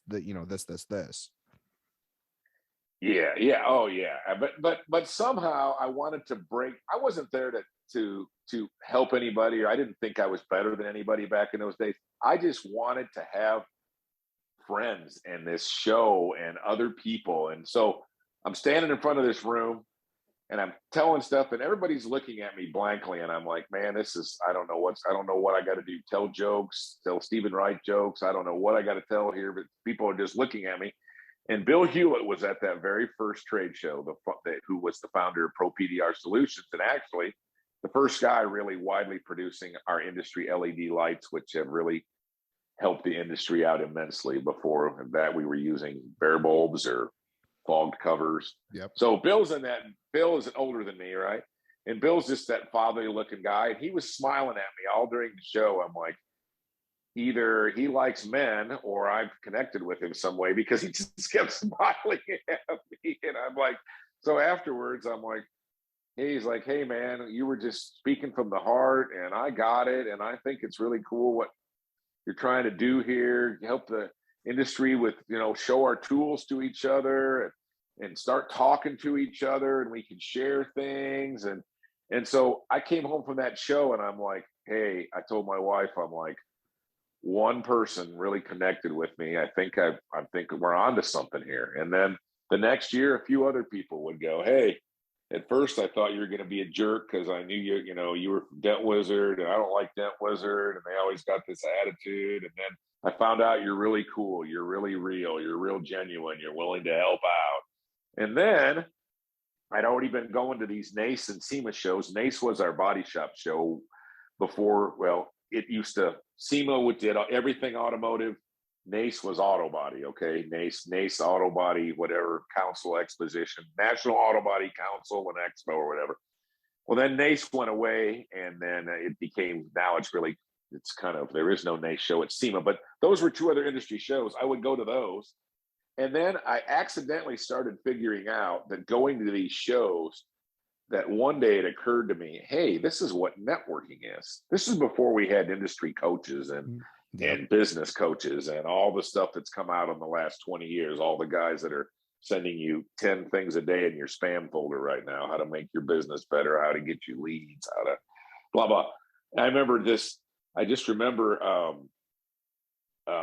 hey, I would go to the next show and the guy from that next year would hail, and the guy from the Mobile Tech show would call me and go, hey, I remember you talking at the show, and you stood up in front of a bunch of guys, and man, you really had a set of stones for getting up there and talking about some controversial topics. Hey, would you come up and help me do this hailstorm? And all of a sudden a light bulb went off. I'm like, guess what? This show, if anybody else doesn't get this, I get this. This is up to this point, it was accidental networking. Then it turned into purposeful networking. Then I started having a booth there for training, started having a booth there for our PDR COACH videos, which probably the finest video product ever done in paintless dent repair before, what they do today. Why had no one else thought of this? Thought of what? Bringing guys together. Well, I just, because I'd been to the Consumer Electronics Show. That's up in Chicago some years. I'd gone to the Chicago Auto Show. Mm-hmm. Every industry had a show, and that's what I asked Kevin. Aren't we big enough to have an aftermarket, anybody that does anything aftermarket show? But initially when I said it to him, hey, could you help me start a dent show? And he said, no, there's not enough guys.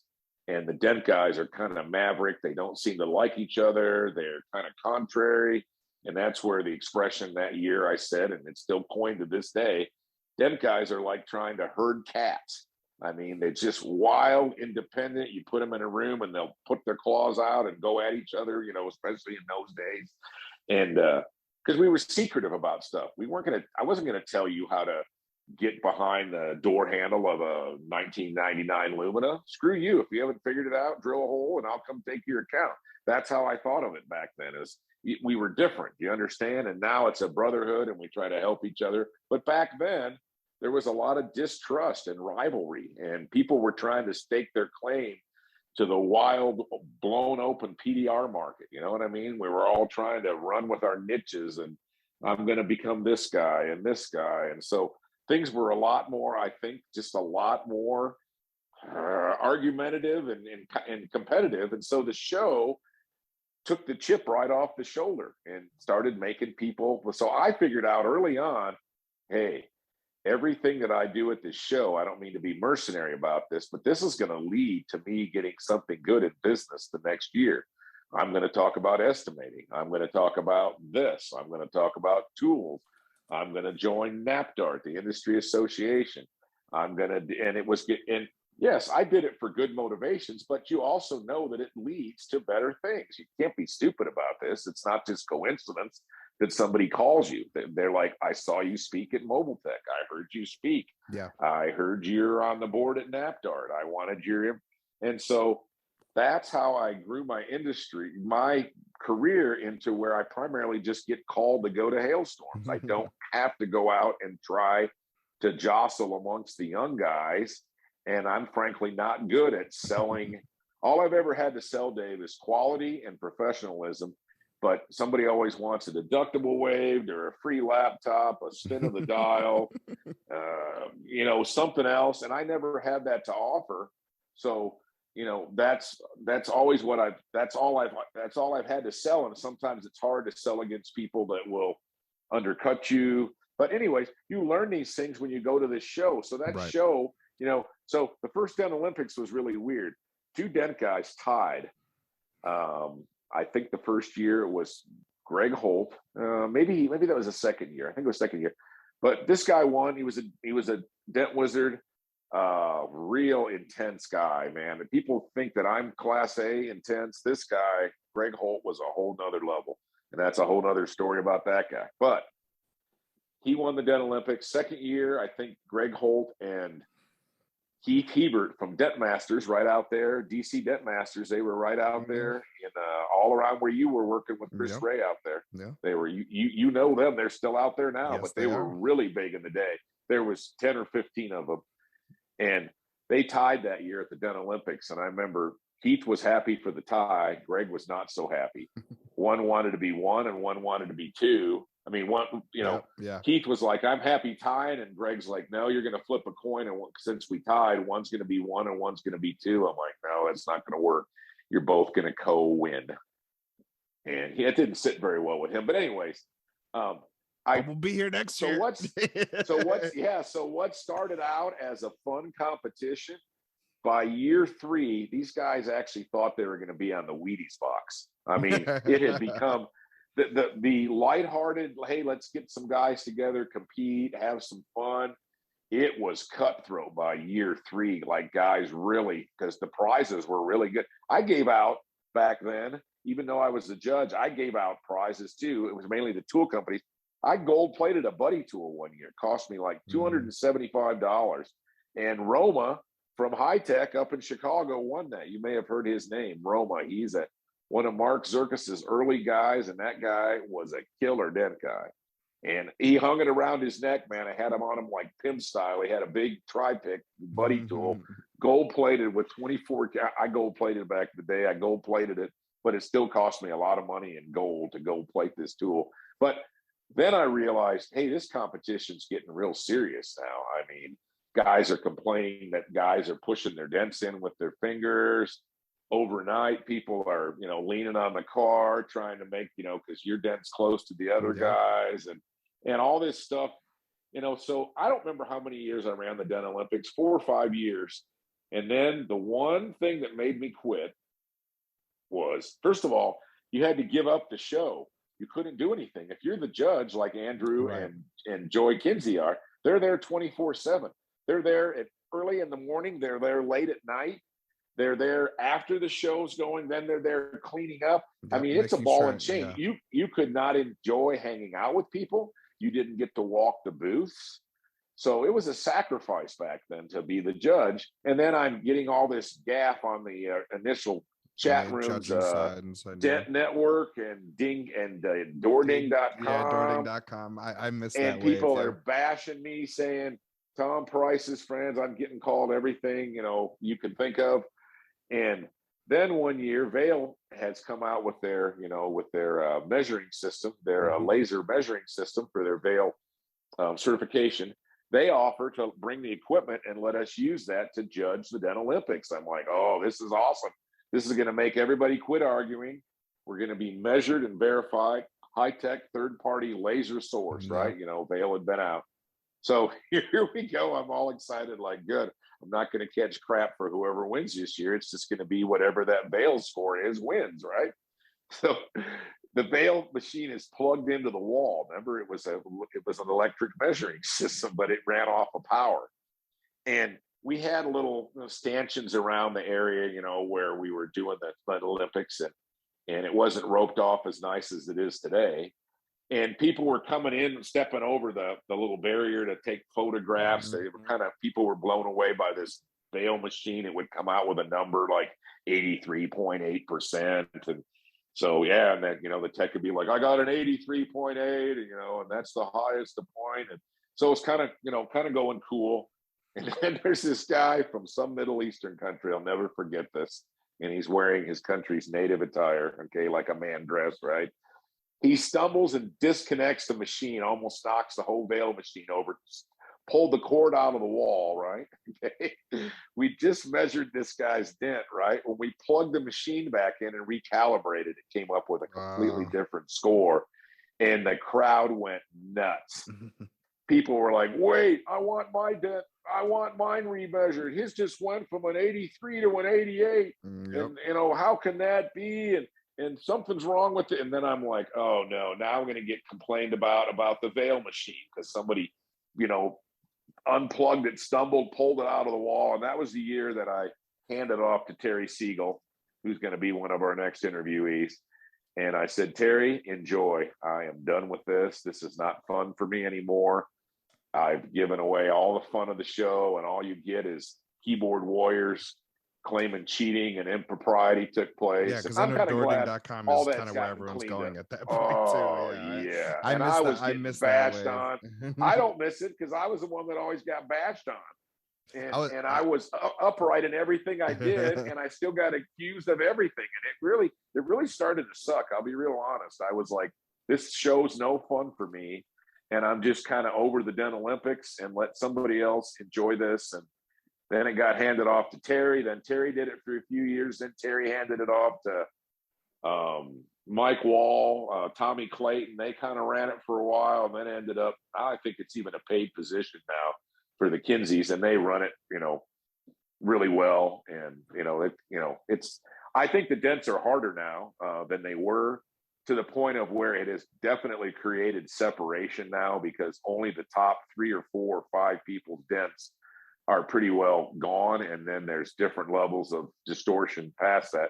Used to be, there was a lot more Dents that were the top 10 or 15. And it's not now. It's the top 3 to 5 are really aced. And then the difficulty of those Dents, I think they're sharper, has separated. And I felt it this year, and I definitely gave me a run for my money. I'll say that. It's one of those. If I just had 5 more minutes, if I had 5 more minutes, but I didn't know you at that point, so I wouldn't have known you if I saw you. In fact, I saw your Facebook picture recently. You got a big woolly beard now. I don't know what's going on. Well, I get a haircut every now and then, and well, it's probably been a few weeks the last time I saw your picture. And to me, it's the time limit that really will get a technician. It's not, the dent itself is repairable, and it's repairable to a very high quality. It's the time limit that really gets you and puts you under the gun to get that clean, but clean fast. So incorporating the time limit is definitely a huge factor and a separation factor between a top technician and an average technician. I think so. A lot of these techs who do complete the dents can complete them, but it would maybe be a 2-hour time limit or a 3-hour time limit to where they can get it, not what is it, 45 or an hour or something? I forget what it actually was, like 45. 45 minutes. So trying to run through it in 45 rather than if they had that, extra 5 minutes, extra 20 minutes or something. Right. But yeah, I mean, you starting the Mobile Tech Expo, coming up with that idea, going to Kevin and saying, hey, can we do this? Kevin started the expo. I just gave him the idea, and then I helped him. Then I did conceptualize the Dent Olympics. But Kevin's the one that really took the financial risk and put that all together. And for years, he did not make money doing this. His advertising and his newspaper kept him going. The Mobile Tech show was sometimes a drain on him. Yeah, and then it got cranked up year after year. More guys came, and it became our industry trade. I know they've tried the show down in Branson, Missouri, and that one has kind of run out of gas. They've done some overseas shows. All this kind of got shut down by COVID.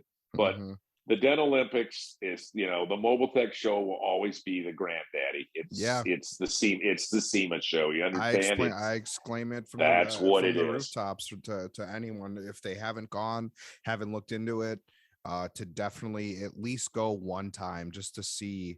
And you can't go just once. You gotta go after at least go. Yeah, you're gonna be hooked. So, and for me, there's so much that's involved this year. It kind of sucked because I was more on the competitor side, trying to think of, okay, what tools do I need? How am I going to attack this? I was very in that zone, and I didn't get to enjoy the show as much as just a regular participant or just a regular attendee. I didn't get to look at the booths as much as I wanted to. I didn't get to touch the tools that I wanted to because I was in this competitive Olympic mindset, right? That's kind of where I was going for this last one, because I was nervous. I was definitely nervous because it was the first time. Hey, look, it takes some real testosterone to stand up there. I mean, it takes some some real, yeah. I mean, I was fortitude. sweating. I was You sweating. know, I was those guys sweating. are talking about you while you're working. Oh People are talking, yeah. I man. mean, I They're had noise looking. canceling headphones on, and I'm like, I am blocking. It doesn't matter. You I see know. them back there I know. whispering, looking like, who is this I guy? had a Why is he 45-minute standing like playlist. that? I had a Look at the 45-minute. guy's Yep. shoes. Those Yep. shoes are so weird. Who's Like, what, recording right now? Look at, I know they're yeah, trying to no, I zoom in with mean, their phones to see what my debt looks like from the ropes. And no, that's really happening. It's happening every yeah. year. Guys are talking, they're talking crap about people while they're fixing their dents. Some Yeah. guys are, I've done it. I'm like, oh my God, look what that guy's doing to that door. Like, Right. I mean, okay, let me bounce back real quick to the first Dent Olympics story. Yeah, of You're going course. to really like this. This one is not widely circulated, but we were making up the rules as we went. This guy said to me, can I drill into the door of a neon? And I said, maybe you can work through the boot. Well, there wasn't boots on them because there wasn't even any power running to the, remember, it just had a rear crank window. Yep. There wasn't any power. But I'm like, okay, I guess you can work through the boot. Okay. Because he's like, I don't know how to work through the window and you won't let me drill a hole. So he's working through the boot. And this guy from Canada, okay, I've never seen him before, since, don't know if I would remember him if I did see him. And he's mangling this dent, and I'm feeling bad, right? Because I'm like, oh, wow, I have never seen anything like this since my first week of Dent Wizard school. You know what I mean? He's mangling, he's sweating. I can tell he's getting a little bit embarrassed, a little bit manic. And he goes, hey, man, where's the bathroom? And I'm like, I don't know. I go by the concessions. And I said, I think it's down that hallway. And guess what, Dave? He never came back. He left his tool and light in the door and flew back to Canada. He was so embarrassed what he did. So here I had, it was one of those old where it was a trouble light with a little tube strapped over it, you know, like a little reflection tube, handmade and like Gorilla taped together. And he just left that and his tool in the door. I ended up giving it to someone. I probably gave it as a prize the first year. Like, I don't know, some guy just couldn't face what he was doing to that door and just bailed and left. And I wish that guy would identify himself to this day, because we probably still have some fun with that. But so people were taking it pretty serious even the first year, the pressure. And guys weren't standing around watching back then. It was brand new. I mean, but now you see it, you feel it. Like you said, that kind of made you nervous and kind of took some of the enjoyment of the show away from you because you were in such competitor mode. I was in an because Olympic look, mindset. man, it's you and your name and your brand, and there's other guys there that can really push dents. And it's no joke, man. You're competing against some of the finest guys in the globe. Yeah. And nobody wants egg on their face. And dent guys you have can't big hide egos. it in a photo. You can't hide the video. You can't filter. It's there, you know. So no. it's your work. So my is there. hats are off. Your work is anybody there. That competes. Anybody that competes to me is a winner just for competing, because I think some guys have been shocked different years. They come and they're like, oh, I'm terrible compared to, but some of it's the pressure, some of it you haven't done it, but then they get better. They go home and they do this. And I'm ready for next year. I knew as soon as I was done, I'm like, okay, I need this. I'm like, just give me the next one. Give me the next one. I have people that ask me, would you put on a class how to win the Dent Olympics? And I got to tell you something really clever about that. I trained Ivan Scalaric, and he came to 4 Dent Olympics. His first one was 2 years after I trained him. Now, I've trained 250 guys. I told him, now look, I'm the glass is half empty guy. I'm probably kind of a downer person. I consider myself a realist. Some people consider me, you're always kind of depressed. You're always like, you see the glass half empty, I see it half full. Well, I'm kind of that way. So if you get a compliment from me, you better really take it, because it's really sincere. Well, I trained this guy. He came over from Ukraine, grew up in the U.S. when he was younger, already a state patrolman, quizzed me about my training. I want to be the best. And I'm like, well, you're the kind of guys I get off on. That's what I want. I want to train the best. I have trained more Dent Olympics winners than anybody. And so that's what I want to do. Right. So look, you can be good at the craft, and it's hard to be good at teaching. It's hard to be good at both. It really is. I mean, there's some great trainers that aren't that good at dent guys. There's some great dent guys that couldn't train anybody if you paid them $1 million. Okay. It's a two different hats you got to wear. Do you understand? And so this guy comes to me, and this guy's a stud, right? I mean, we're working here in Boulder, Colorado in February. he's like, I said, let me show you. Well, now that we're on side panels of 3 different stances, you can lean forward like most non-wizards do. You can hang upside down like I do, or you can kneel on a pad or sit in a chair, whatever. I just want to show you the different styles. And he looks at me, and he's got a flat top haircut like me, that, Eastern European look. And he goes, I just wanted, which way's the best? I said, well, I'm not going to say it's the best, but here's why I work upside down. You have better leverage, and your eyes are flat in the plane with the dent. You're not at an angle leaning forward, and you're not high centered. And so I said, so he goes, that's all I want to learn. I said, no, let me show you the other. Nope. I want to be like you. So then he tells me at the end of the first week, he goes, now, second week, I want to work outside. I'm like, dude, it's 40 degrees out here. He goes, bring your coat. We're going to work outside, because I live on Long Island. There is no garages. There is no parking places. I'll be fixing people's cars in the street. They're boarding their $80,000 BMW in the street. That's where I'll be fixing them. So we're going to work outside. And I'm like, it's cold. He goes, I don't care. You're going to show me how you did it. So here I am. I'm cold. I'm sitting on a stool because I'm not burning calories. And this guy's out there in a sweater working upside down in the sun in 35 to 40 degree weather. And he's like, how cold can you go till the paint cracks? I'm like, you'll find out. I go, somewhere down in the low 30s, you'll be pushing, and you'll start to hear a little micro fracture. And you know what that sounds like, yes, David. If you don't, you're a liar. That sound is the Chicago is the sound. It's the sound heard around the world. I can be in a room with 100 hail guys and hear a little all the way across the room, and I know that paint split. Yep. So, we were out there working, and I'm like, just go slow. But I'm telling you, when it gets below 35 degrees, things get really dicey. You may not even see it, but you're micro fracturing that paint, so you shouldn't be working out. But anyways, I told him at the end of class, I got on a rabbit trail here. I said, you're one of the best 5 dent guys I've ever trained. And I said, he goes, my goal is to win the Dent Olympics, but I'm scared. I'm like, you go with this trajectory out of here. And I said, you could place in the top 10 in a couple of years. And he goes, no, you're just telling me that. I'm like, nope, I don't just tell people that. You are a very special talent. Hardworking Eastern European, never had anything, totally different than us spoiled Americans. Okay. So second year comes around, he goes, hey, I want to come to the Dent Olympics and watch. I'm like, no, you're not going to watch. You're going to compete, and you'll be like a top 10 guy. So he's all nervous, and he competes his first year, and I think he got 3rd or 4th. And he was so stoked. He was like almost teary-eyed, right? And then awesome. Second year he came, and he got 7th. But remember, back then, there was, like I told you earlier, there was almost no distinguishable difference between the top 10 or 15 guys. Yeah. It was one piece of misplaced orange peel. You know what I mean? Yep. One little flicker difference, because the dents weren't so severe that it caused degrees of separation like it is now. Okay. Yeah. Those dents now are not for the faint of heart. You get up there, you could mangle, oil can one of those, crack the paint. Yes. I mean, if you aren't serious, quickly, you're going to look like an absolute moron up there really fast with the size of those. Now, but anyways, Ivan competes. Second year gets like 7th. Then he wins first the 3rd year. Then he wins back to back.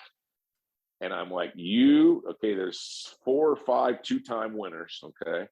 And I said, you could set history if you come back next year and run the trifecta. I go, I doubt if anybody, because the competition's getting better every year. Mm-hmm. I doubt if anybody would ever win 3. And guess what? He bought a couple restaurants, and he's never been back.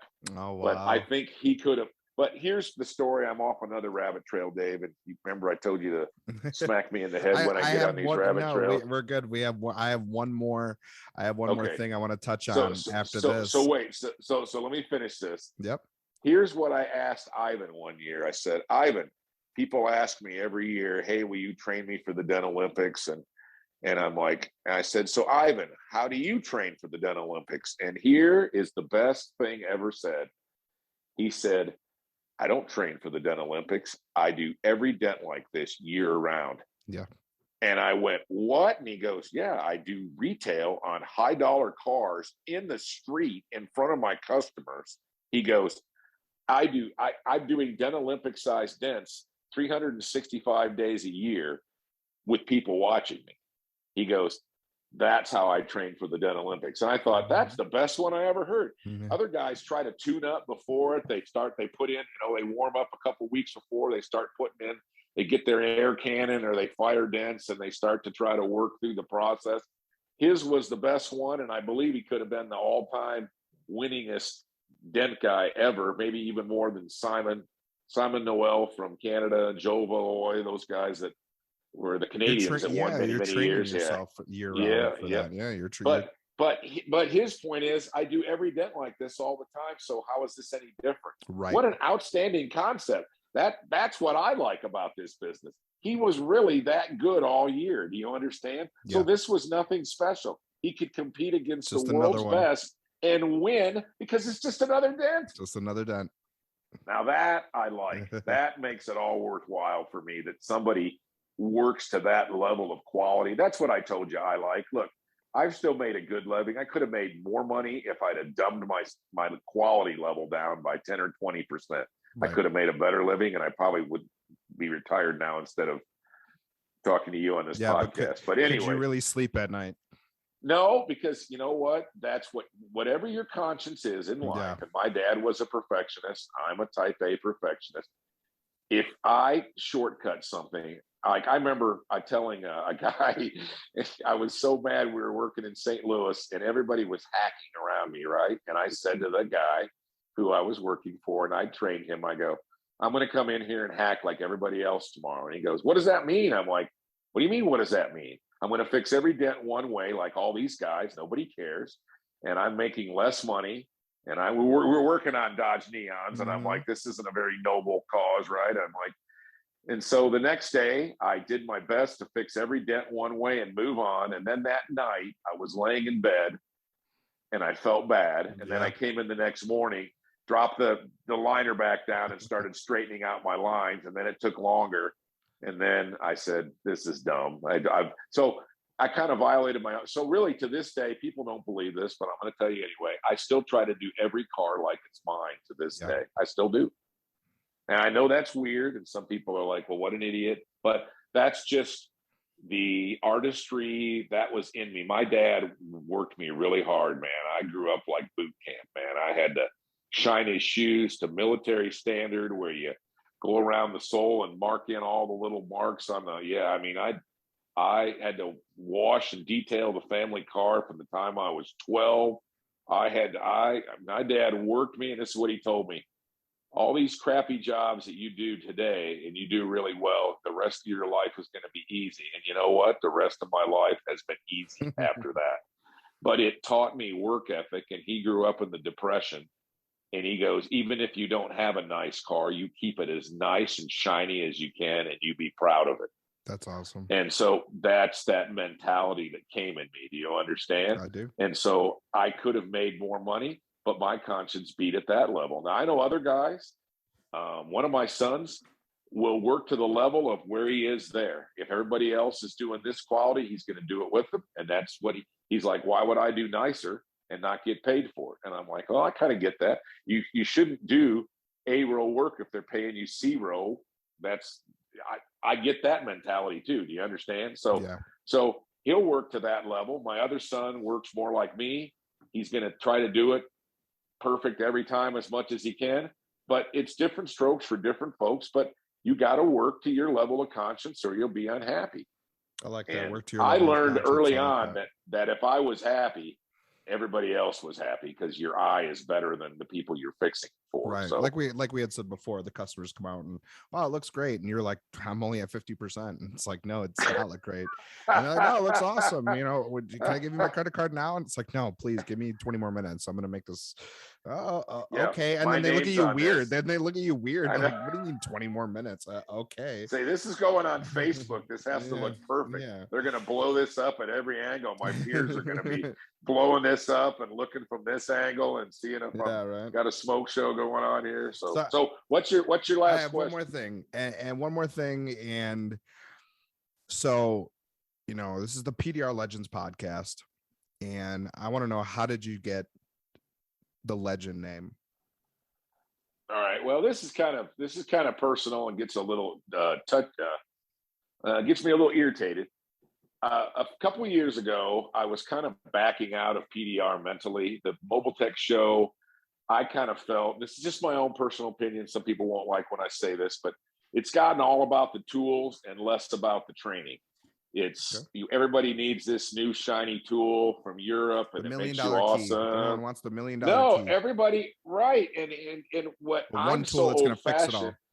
I still think that it's the skill. We were taught this at Wizard by Lido. It's not the tool. The skill is in the technician. Then, if you're good, a good tool is merely a proficiency extension of you, but the skill is in you. If you're a crappy dent guy and buy a Stanliner tool, you're still going to be a crappy dent guy that's out $150 and still can't fix a dent. Okay, so here's where I'm going into this show. Three years ago, it's 2018. And I tell Kevin Haywood, he's been bought out at this time. And, so he's kind of winding down a little bit, it's turning more into the new owners. And I'm kind of like, I'm just kind of over this. Every year it's something newer, shinier. Everybody thinks that if they buy this, they're going to be awesome, or attend a 1 hour class, they're going to be awesome. And I'm just like, and I'm kind of old fashioned, and I am kind of an old fuddy duddy. Right. And I'm like, so I told Kevin at that end of the 2018 show, I go, hey, I'm the only one to this point. Me and Randy Hobson were the only two guys that have been to every Mobile Tech show as a dent guy. And then Randy missed one, so I'm the only one left that's been to every Mobile Tech, every dent guy. So I told him, I said, I think I'm going to bow out. I'm trying to get out of this career. I'm just kind of over it mentally. And he goes, no, we really need you to come to next year's show. I'm like, why is that? Well, we just do. Please take my word for it.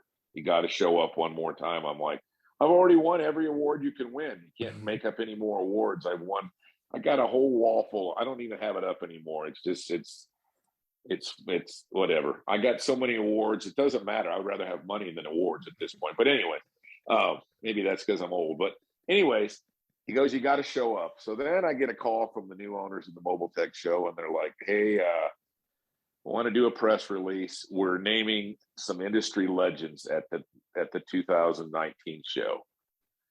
And I'm like, oh, or 2000s, whatever year it was, one of the years where they canceled. But anyways, and they're like, we're naming one. Bob McKee's going to be the detailing legend. You're going to be the PDR legend. Then we're going to name different legends as the years go on. But we want to just kind of start this heritage thing. So anyways, so I didn't think much of it. And then they wanted me to write a I think I sent you that press release last night, or a text or something I sent you. Did you look today? I did. They wrote an article, and it's where you make yourself sound better than you are. One of those kind of articles. It's the Hall of Fame. And anyway, they're trying to create a Hall of Fame of PDR. It's truthful, but I don't like writing them. But anyways, I wish somebody else would write it for me instead of me writing it. It always seems tainted when you write your own. But anyways, so that year at the show, I came there and they had a room set up, and it had Tom Price conversation with a legend. And then, so anyways, after the show, my wife said to me, she's like, maybe you should get your head back in this show. And she goes, maybe use that name, PDR Legend. You were named a legend. And that's a great name if you want to start educating and doing some online stuff and doing some of the stuff you and I have talked about, that, is starting to happen here. Yeah. She goes, what a great name. Just use that name. So I went to look up Dent Legend, and Lido's son, Jonathan, had that name. I'm like, well, if anybody deserves to be a legend, it's Lido and his boy. So I found PDR Legends was available, and then I started using that name to market for my training classes. And then the controversy started. And there is posts all over the internet. I don't belong to hardly any Facebook groups except the 2 or 3 that I have now. I don't go on them. They're dangerous. People just get tired of hearing your name, I guess. And so I get accused of things, of places and events I've never even been to. And I'm not whining about it. I'm a big boy. But people started saying, how dare you? This guy calls himself a legend. I'm like, well, first of all, I didn't call myself a legend. I was named a legend. So was Bob McKee. So was some other guy that year, some interior guy. Okay. So, and then people were like, no, what an arrogant thing. Tom Price is such a jerk. He named himself I didn't name myself a legend, but I Right. used that name for marketing purposes. And evidently it got some people's attention because people sure got upset about it. But here's the thing. Then I had somebody say, another industry legend himself said, you can't call yourself a legend when you're alive. Well, that's not true. Michael Jordan's a legend and he's alive. So, Yeah. anyways, there became controversy. I didn't start this. I don't think of myself more highly than I ought to think of myself. I was just named that. I use it for marketing. So, those of you that have a chip on your shoulder, I ask you not to have that chip on your shoulder. I used it for marketing. But here's the thing, Dave, what is PDR Legends about? Is it about me as a legend, or what's it really about? You're Right. already starting to get a feel. Who is it? I want to identify all the other industry legends. Mm-hmm. There are a bunch of them. There They are. need recognition. They Like, need their yeah. names for the accomplishments they did. So why is my name PDR Legends? It's plural. Right. It's not about me. It's about identifying all the other people off that platform. Yeah. Look, we have the NFL. You're just in it. It's not just you. You're a part of it. No, right. Yeah, you're a somebody part has of to it. do this. Yeah. How do people, somebody identify But me you as a bring legend? credibility to the whole thing. I mean, obviously the last 2 hours you've named that from your entire experience within PDR, and you bring legend like qualities to the industry. I mean, not only with all your Vale, your NAPDR, your PDR Nation, you have trained, like you can train obviously Dent Olympic winners. You have so much experience within that industry that, to me, and at a very professional quality to it, right? It's not you're not naming yourself that yourself. You were named that by other people. That I completely understand. And it's a marketing thing. There's a reason for it. Yeah, I do. Yeah. That I completely get. But there was a reason why your name was brought up, and I in the last couple of weeks of really getting to know you, I see that.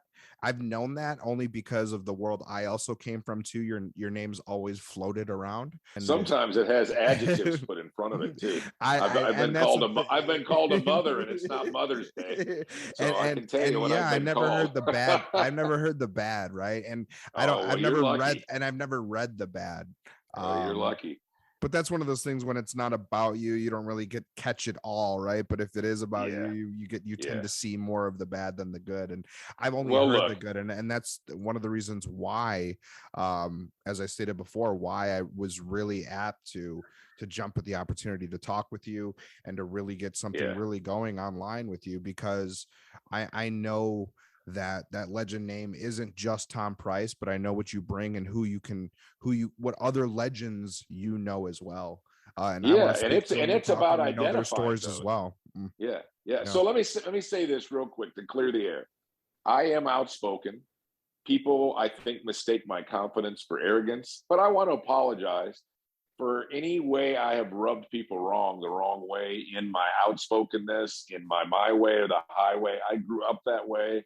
So I did say stuff on the internet back 10, 20 years ago that was stupid and unnecessary, but I've chilled, I've mellowed.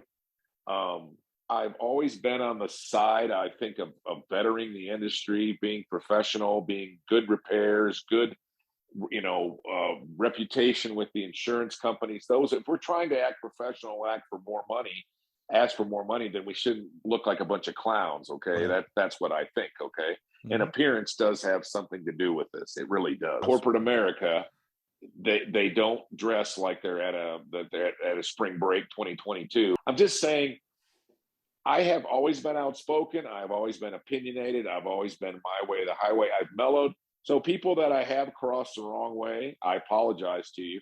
But it's not, if you get to know me, I'm actually about the good of the industry. And now as I'm old and mellowed, I want to tell the story of the industry. Do you understand? We're trying to have our own niche here. I'm glad you are along for the ride because you're really refreshing to me, and you bring the perspective of the new generation of heroes, the new guys that are going to surpass all of us old guys in everything, in your talent, in your business level, everything. The whole industry is way better, and you guys are the guys that we've handed the torch off to. So my hats are off to all these new guys that are doing it for excellence, the betterment of the industry. So I just want to clear the air on that. I was named that, and now my goal is to recognize other people that have really done legendary things in our industry. And even though we're a 30, 35-year-old industry, somebody has to identify this, keep the history, and recognize where we came from, because every industry has a story or should have a story. And that's all you and I are trying to do with this. Meet me, shake my hand, kind of like the NFL. The upper league of PDR is the NFL, and there's teams in there. There's Baltimore, there's Indianapolis, there's the Patriots, there's the Bears. It's operating at a high level. So the name PDR Legends is recognizing the people that have done things that are worthy of note, and it's for past, present, and future. That's what this PDR Legends is. And it's just kind of an industry name for a collection of people that are doing things that have bettered our industry. Does that sound fair, Dave? That is a perfect explanation, Tom. That is perfect. That was to me, I got a lot of information from that. There's a couple things that I'm going to take away from this episode personally, and also use in my business. And I hope others listening as well really can do the same. And we're here to just give back. And realistically, I think that overall, this PDR Legends podcast is gonna really, really grow. Honestly, thank you, Tom. Thank you for the opportunity. Well, thanks for putting up with my monotone voice. And we're gonna get some other fresh blood on here, so it isn't just me talking all the time. No, it's gonna so be really it will be fun, and I will enjoy asking the questions, and I enjoy learning about other people. And I think it will be fun, and I think it will be educational, and I think it'll actually have personal and business value to people listening to some of the dumb things I did that nobody told me about, and some of the good things that I learned that nobody helped me with, that we figured out. And now they're all part of our industry, our whole thing of sharing and becoming better as an industry. So I think the podcast will have actual inherent value. It's not just telling a story, but it's going to teach people how not to do some of the dumb things we did, how we hurt our bodies, how we should have thought about this, but nobody was there to tell us. And telling the story prevents people, the new generation, from doing the dumb things we did. And telling them the things that we did accomplish helps them learn at a higher level than I had when I started out. I had nobody to show me what the access was on this car. Do you understand? So this is really valuable to people. It's not just the history, but there's value in this. And I hope everybody has I hope everybody has fun with this. It's just the idea of giving back and just tell the story. Even if the person wasn't a great dent guy or this, but I learned this from this guy, and I learned this from this guy. This was our industry's first guy that was the Mike Toledo out running on the internet and marketing himself. And he's a legend for that. So there's all different realms to this. Do you understand? And I admire some of these people. I was always good at the craft, but I wasn't probably as good a businessman as I could have been. Thank you. And for those of you that are listening, we invite your input. Tell us what you want to hear. We already have some idea what we want to do. We want to tell things that you want to hear. And there's going to be a lot of different people from every aspect of this industry that are going to share things that are going to be valuable and fun. Cool. And we'll catch you guys on the next one.